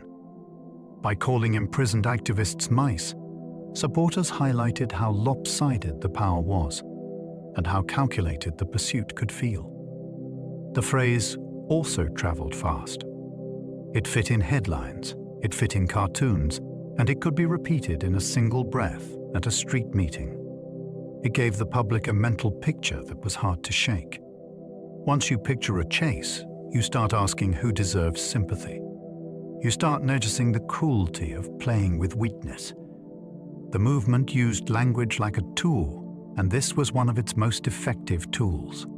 It made policy feel like a moral relationship, not an administrative process. Temporary release kept prisoners alive while returning them for punishment. This policy created a strange and exhausting rhythm for those caught inside it. A woman might be freed in a state of collapse, then watched closely as she tried to recover, knowing that strength could trigger capture again. Support networks had to respond quickly. Safe places were arranged. Food, rest, and privacy became urgent resources. Friends took turns guarding doors, moving people quietly and keeping spirits steady through fear. Recovery was not only physical, it was psychological, because the future could not be planned in a normal way. Even a walk outdoors could feel like bait. This stop-and-start pattern also affected public sympathy. Some observers saw it as mercy. Others saw it as manipulation, because it allowed punishment to continue without the finality that might spark outrage. For the movement, it became another stage of resistance. Staying committed while being repeatedly pulled back toward prison required a different kind of courage than a single sentence. It demanded endurance across cycles, not just a moment of defiance. Doctors became unwilling participants in political conflict inside prisons. Medicine is meant to reduce harm, yet prison systems can demand that medical skill be used to maintain punishment. Doctors faced a corrosive dilemma. If they refused involvement, they risked professional consequences and the accusation of abandoning duty. If they complied, they could become instruments of state control. The conflict turned clinical judgment into a political act. Decisions about health could determine whether a prisoner stayed inside, was moved, or was released. For activists, the presence of medical authority could make suffering feel officially sanctioned, which intensified outrage when accounts became public. For the doctors themselves, it raised lasting questions about ethics, consent, and the limits of obedience to institutions. Some tried to justify their role as saving lives. Others struggled with the sense that they were helping a system manage protest rather than address injustice. This tug-of-war mattered because it showed how far the suffrage battle reached. It was not only between campaigners and politicians. It pulled in professions that preferred neutrality, and it forced them to choose what neutrality really meant. Force-feeding methods were publicly described, shocking even cautious observers. Once accounts escaped the prison walls, the debate changed temperature overnight. People who had dismissed the campaign as unruly suddenly had to picture the reality of it. Newspapers, pamphlets, and public meetings carried descriptions that were hard to forget because they turned state authority into something intimate and invasive. The shock did not only come from the pain involved. It came from the cold normality of it, as if cruelty could be filed under routine procedure. Supporters used these reports to widen the audience beyond committed activists, reaching parents, doctors, and churchgoers who might never attend a protest. Even critics found themselves arguing about methods instead of mocking motives. The government wanted to make prison a private deterrent. Public description made it a public trial. Once people started asking what was being done in their name, the movement gained a new kind of leverage. Outrage became a form of pressure that did not need a march. Courtrooms heard arguments about bodily autonomy decades before the phrase. In trials that were meant to punish disruption, defendants often pulled the conversation somewhere unexpected. They spoke about consent, dignity, and the right to control one's own body, even when the law lacked modern language for those ideas. This was not philosophy for its own sake. It was survival logic. If the state can override your body in prison, then it can treat your personhood as a tool, not as a boundary. In court, activists framed that boundary as essential to citizenship, because a citizen is supposed to be more than property of the state. These arguments also exposed hypocrisy. Society demanded women be responsible, moral, and self-controlled, yet it denied them the authority to make decisions about their own lives. Reporters recorded the clashes, and readers absorbed the ideas without realizing they were hearing a new political vocabulary being forged. A courtroom can feel dry and procedural. In these moments, it became a place where future concepts were being rehearsed aloud. Suffragettes tested free speech by speaking where they were forbidden. There is a particular kind of courage in talking when you know the sentence is already waiting. Campaigners deliberately spoke in spaces where authorities had tried to silence them, because the point was to make censorship visible. If police had to drag a woman away for saying she wanted representation, then the public could see the contradiction in plain daylight. Some used corner meetings that appeared suddenly, then dissolved quickly. Others targeted political gatherings where women were expected to sit quietly, smile politely, and disappear from the record. Each forbidden speech created a small constitutional drama. Who owns the street? Who decides what can be said in public? The risk was real, because arrests could mean job loss, family conflict, and harsh treatment. Yet the tactic also gave spectators a role. They could ignore the speech, or they could witness it. That choice mattered, because public attention is where free speech either lives or dies. Police often confiscated banners, so activists carried spare messages. A banner is both a symbol and a liability, because it can be grabbed, torn, or hidden away. Campaigners learned to plan for that moment like it was part of the script. A march might begin with one set of banners, then quietly reveal a second set when police moved in. Smaller placards could be tucked under coats. Folded cloth could be carried like an ordinary parcel, then unfurled in seconds.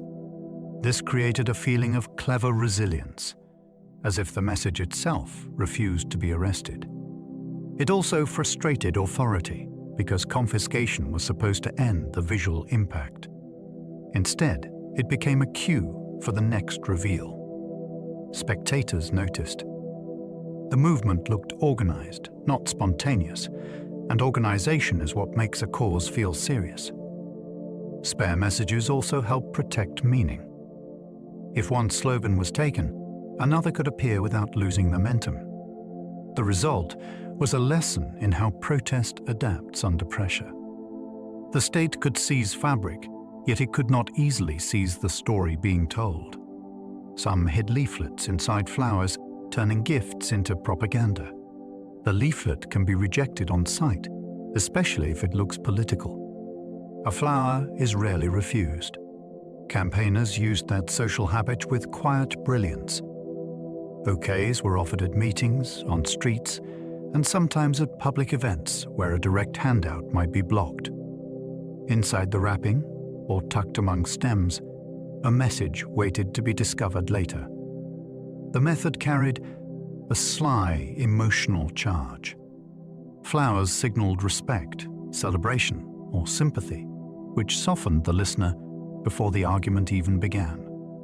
It also turned private spaces into new stages. A person might take the flowers home, place them on a table, then find the leaflet while alone, reading without the pressure of a crowd. That privacy can be persuasive because it invites reflection instead of confrontation. The tactic also made policing harder. Authorities can ban banners and block speeches. They cannot easily ban a bouquet without looking absurd. By using ordinary kindness as a delivery system, the movement slipped past gatekeepers and into daily life. Others used baby prams to transport pamphlets past watchful eyes. A pram is one of the most socially protected objects in public space. People step aside for it.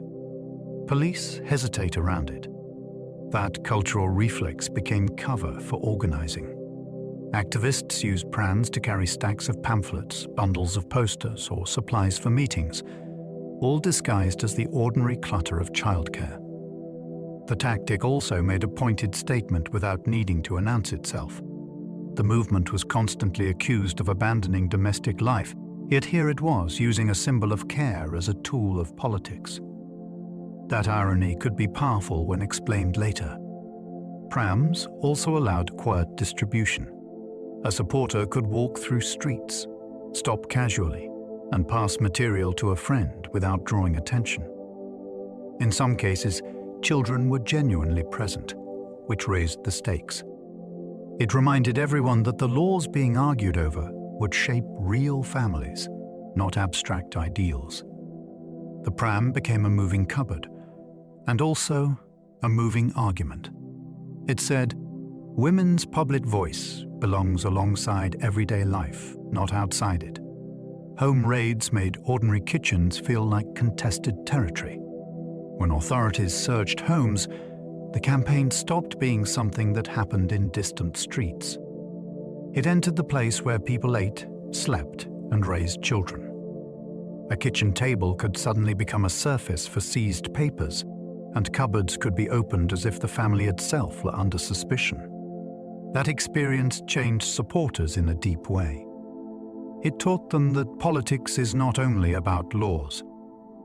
It is about power, deciding where it is allowed to reach. Raids also created practical danger for organizing, because lists, letters, and pamphlets could expose networks. This pushed activists to hide materials, memorize contacts, and keep plans fragmented. The emotional cost was heavy, because a raid can feel like an accusation without a trial.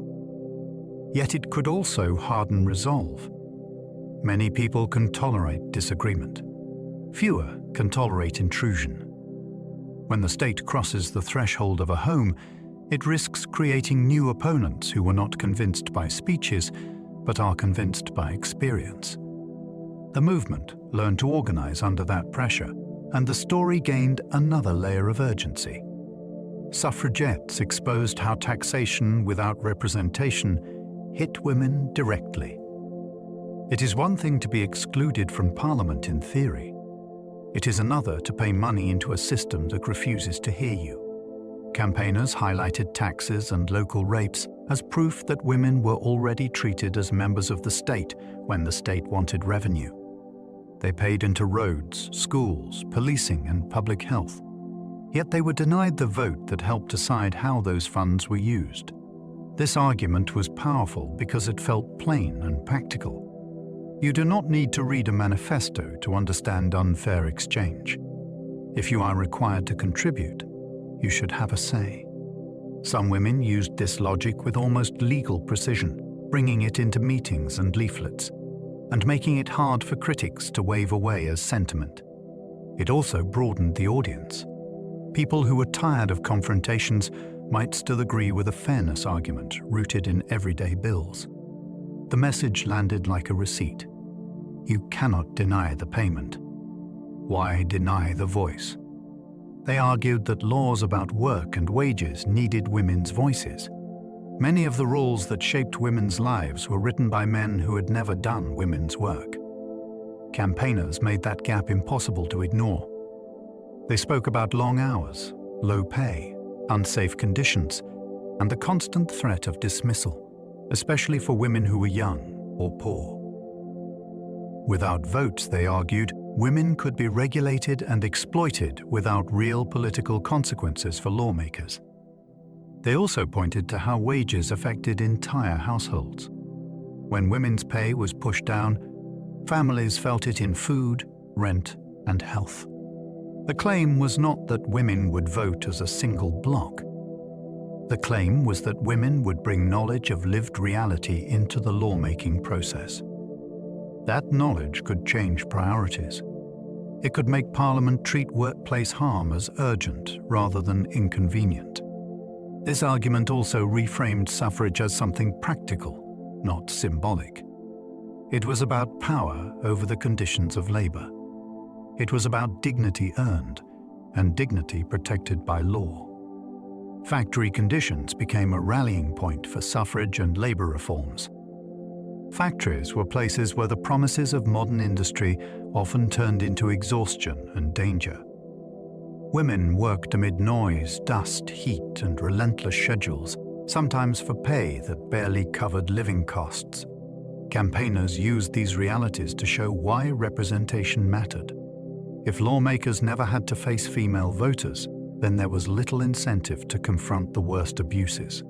Stories from factory life traveled into meetings, pamphlets, and speeches, and they gave the suffrage cause a raw urgency. The vote began to sound like a tool for survival, not only a badge of equality. This connection also built bridges with labor organizers who were fighting for safer workplaces and fairer hours. Not every alliance was easy, because movements have different priorities, yet the overlap was real. Conditions in factories made the argument concrete. It asked a blunt question. Why should women be essential to production, yet excluded from decision-making? When factory life entered the suffrage story, the stakes moved from abstract rights to bodily harm and daily endurance. Campaigners used statistics in speeches, but always returned to lived stories.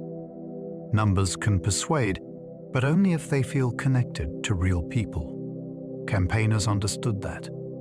They used figures to show patterns, such as how many women worked, how many paid taxes, and how often women faced punishment without representation.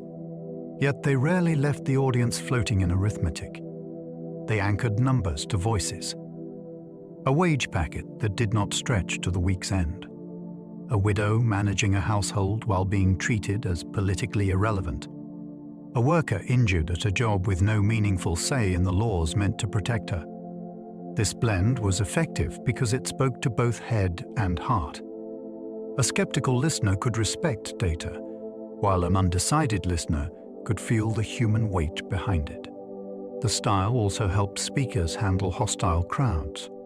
If hecklers tried to dismiss the argument as emotion, statistics offered firmness. If hecklers tried to dismiss it as theory, stories made it undeniable. In that rhythm, the movement became hard to shake. It was evidence and experience, held together. War work changed public views on women's competence and citizenship. War pulled women into roles that were suddenly visible, essential, and measured by results. When women took on work that kept factories running and services functioning, competence stopped being a theory. It became something neighbors could see. This visibility mattered because suffrage opponents often claimed women were too emotional, too fragile, or too inexperienced for politics. Wartime reality challenged those assumptions in thousands of daily moments. Women managed schedules, supplies, and responsibilities that demanded calm judgment under pressure. They also shouldered household survival, stretching scarce resources and keeping families steady through fear. These experiences did not automatically produce political rights, but they altered the conversation. It became harder to argue that women belonged only in private life, when public life had leaned on them so heavily. The war years therefore acted like a harsh public audition that women passed again and again. the idea of citizenship began to shift. Citizenship is not only about fighting. It is also about holding society together. When people recognized that, the vote started to look less like a gift and more like a debt. Many suffragettes organized relief, proving logistics under pressure. A protest movement already knows how to plan. It knows how to gather people, raise funds, distribute information, and respond quickly to sudden change. In wartime, those skills became relief work. Many activists organized aid, supplies, and support systems with the same intensity they once used for marches.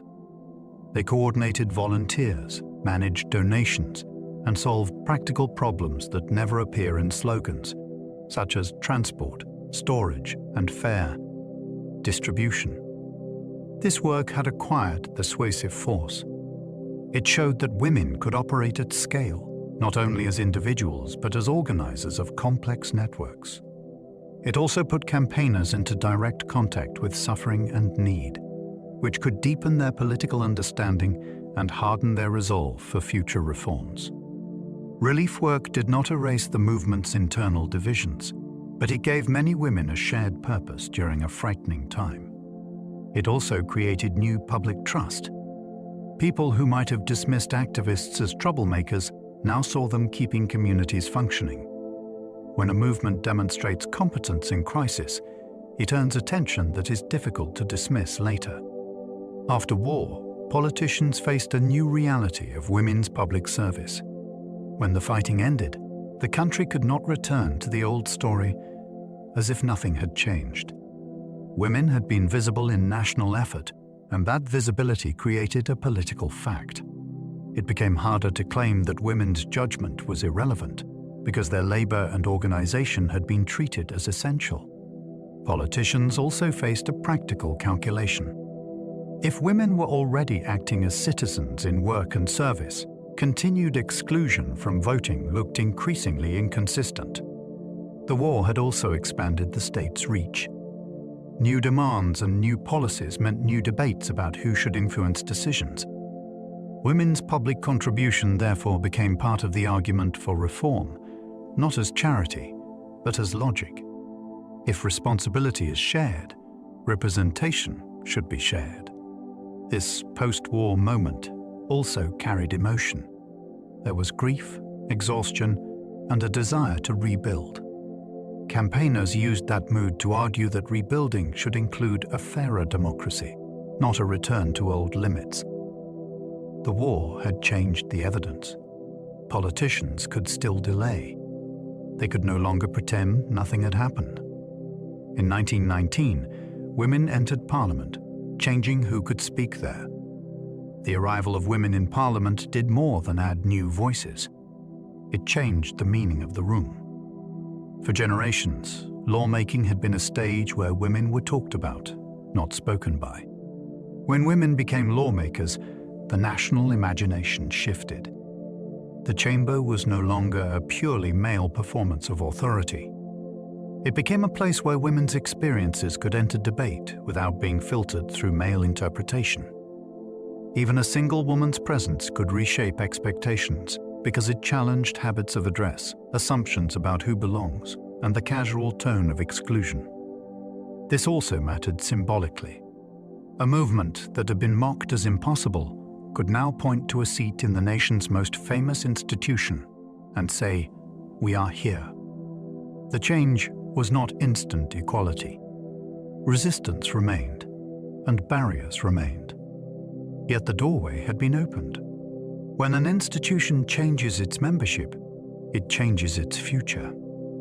The first women in Parliament carried not only their own opinions, but the pressure of a century of argument. Their presence made that argument physical and undeniable. Nancy Astor became the first woman to take her seat. Taking a seat in Parliament sounds simple until you imagine the weight of it. She walked into a space shaped by tradition, confrontation, and male identity, and she had to make it ordinary by being there. That first step mattered because symbolism works on the nervous system. People notice who belongs. By sitting in that chamber, she forced the country to adjust its picture of political authority. The attention was intense. Supporters treated her as proof that the old wall had cracked. Critics watched for failure, hoping to confirm their prejudices. She also faced expectations that no man carried.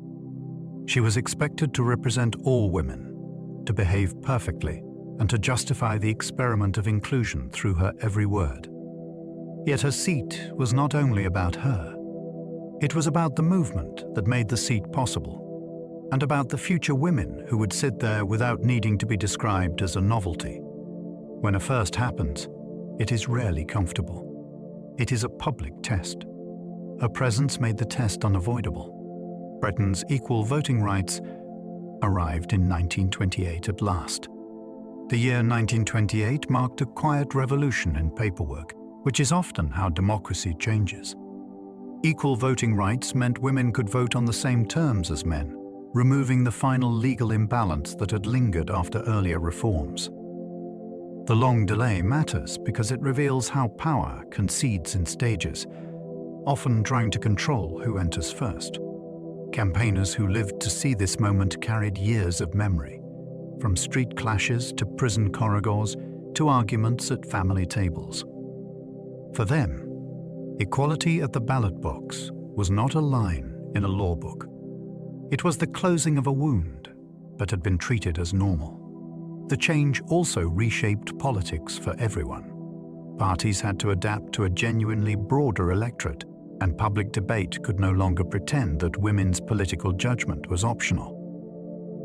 The moment arrived without a single dramatic scene, yet its impact was profound. When a right becomes equal, it stops being a special case. It becomes a baseline. That is how lasting change hides in plain sight. The vote was won, yet many activists kept fighting for wider equality. Winning the vote did not end the story. For many women, it simply changed the battlefield. Political voice opened new possibilities, but it did not automatically fix unfair pay, unequal opportunity, or restrictive social expectations. Some former activists moved into local councils, public committees, and community organizing, using new rights to push for practical reforms. Others focused on legal changes that affected women's independence and safety, because citizenship is hollow if daily life remains controlled. The momentum also carried a lesson. If one impossible thing became law, then other impossible things might follow.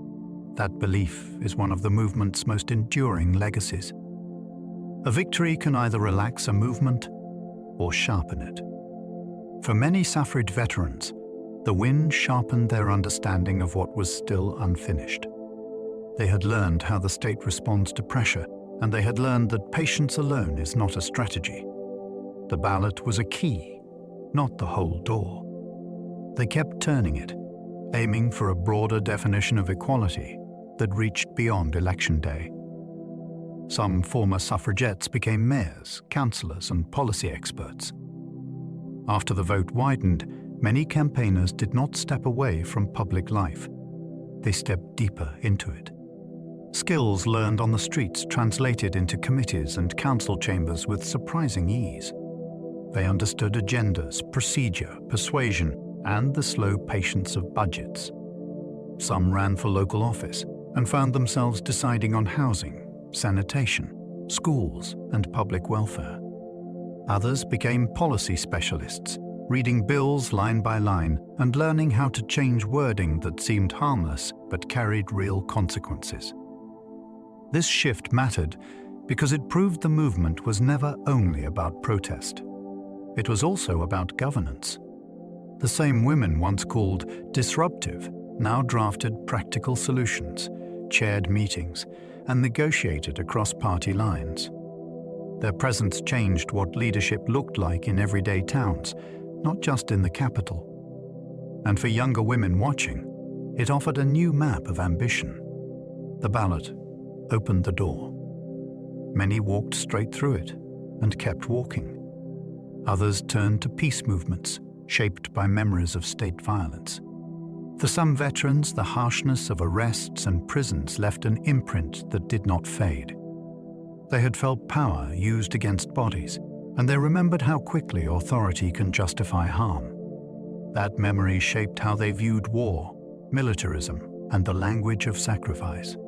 Some shifted their energy toward peace work, campaigning for diplomacy, restraint, and international cooperation. Their activism carried a distinct tone. It was not naive optimism. It was a hard-earned suspicion of force as a default solution. They organized meetings, wrote articles, and built networks that crossed borders, because they had already learned how ideas travel and how solidarity can be built. In some cases, former comrades disagreed sharply, which showed that victory did not create one shared worldview. Still, the turn toward peace reveals something important. The suffrage struggle taught people that governments can change under pressure. If that is true, then peace too can be demanded, planned, and defended. For many, the fight simply found a new cause. The movement left an archive of letters that still reads like urgency. Long after marches ended, paper remained. Letters between organizers, families, prisoners, and supporters captured the movement in its most human form. They contained fear, confidence, frustration, humor, and the sharp clarity of people who know the clock is being used against them. A letter could carry practical instructions, yet it could also carry tenderness for a child left at home or gratitude for a stranger's help. That mixture is why the archive still feels alive. It is not polished history. It is life in motion. These letters also reveal how carefully campaigners thought, even in crisis. They planned routes, funds, publicity, and legal responses with an attention to detail that surprises modern readers.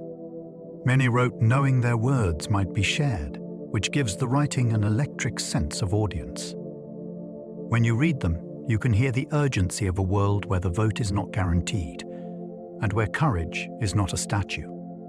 It is a daily choice, made again and again with ink. Their images survive in film, making history feel startlingly close. Old film has a particular power. It removes the comforting distance we place between ourselves and the past. Seeing suffrage crowds move, turn their heads, and smile at the camera can feel like meeting them rather than studying them. Clothing and hats may look different, yet the expressions are familiar. Determination, fatigue, pride, and mischief. Film also captures scale in a way still photographs cannot. You can feel how a street fills, how banners sway, and how quickly attention gathers around a speaker. Even the small details matter. The way a marcher adjusts her grip, or the way a bystander watches from a doorway, reminds you that this was lived in real time by ordinary bodies. That closeness changes how we understand the struggle. It was not inevitable. It was not neat. It was made by people who had no guarantee of winning, yet acted anyway. Film makes that uncertainty visible. It returns the movement to the present tense, and it invites the viewer to ask what courage looks like today. Museums hold smashed objects, preserving protest as physical evidence.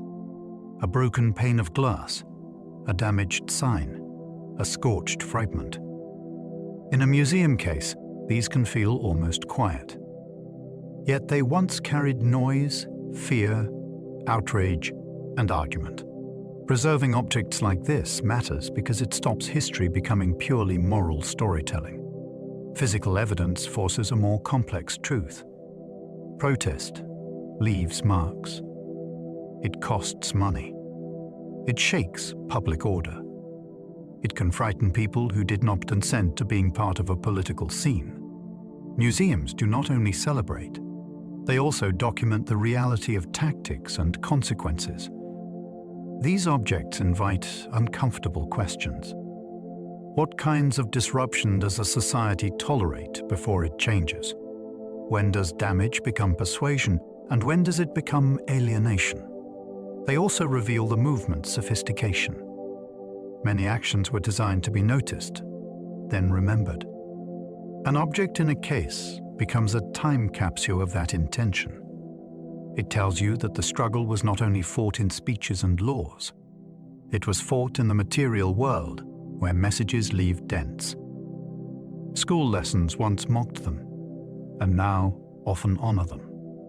Public memory can be cruel before it becomes respectful. For years, many people learned a simplified story that reduced campaigners to troublemakers or comic figures.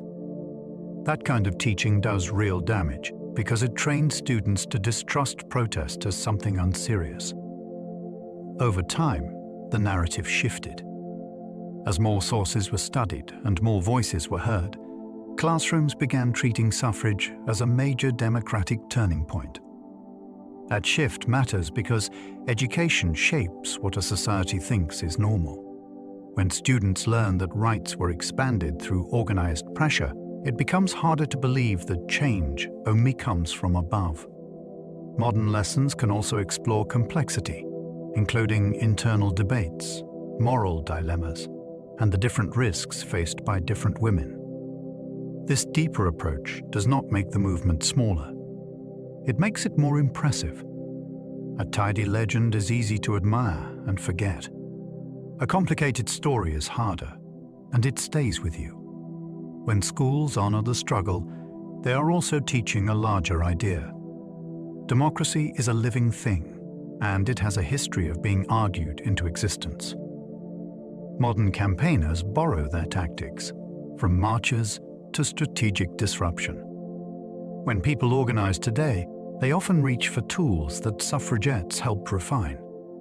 The mass march is still a way to prove numbers, discipline, and visibility in one sweeping gesture. Carefully crafted slogans are still built for headlines and quick sharing. Campaigners still use timing, choosing moments when media attention is already concentrated. Even the logic of disruption remains familiar. If power will not listen in normal conditions, then normal conditions become the target. Yet modern movements also learn from suffrage's risks. They consider public sympathy, safety, and how quickly a message can be distorted. Technology has changed the speed of communication, but it has not changed the basic problem. Attention is limited, and institutions often prefer delay. The suffrage story offers a set of lessons that are both inspiring and cautionary. Pressure works, but it can fracture alliances. Spectacle travels, but it can overshadow purpose. Courage can attract, but it can also provoke punishment. Borrowing tactics is never simple copying. It is translation, shaped by a new era. Still, the lineage is clear. The past hands the present a toolkit. The suffragette story shows how democracy expands through conflict and courage. People often imagine democracy growing through calm persuasion alone. The suffrage struggle complicates that comforting picture. It shows that rights are sometimes expanded only when polite channels fail, and when ignored, people insist on being noticed. Conflict does not mean chaos for its own sake. It means a clash between a system and those it excludes. In that clash, courage appears in many forms.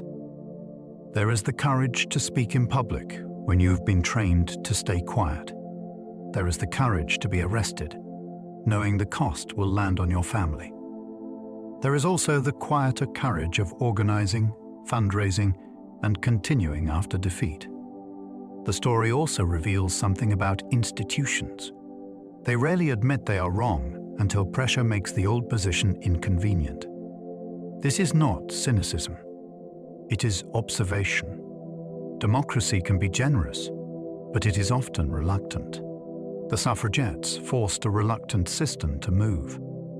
In doing so, they left a lesson that reaches far beyond gender.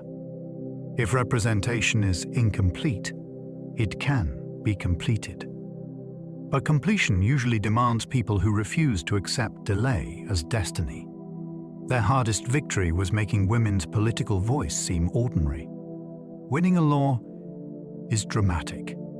Making that law feel normal is harder, because normality depends on habit.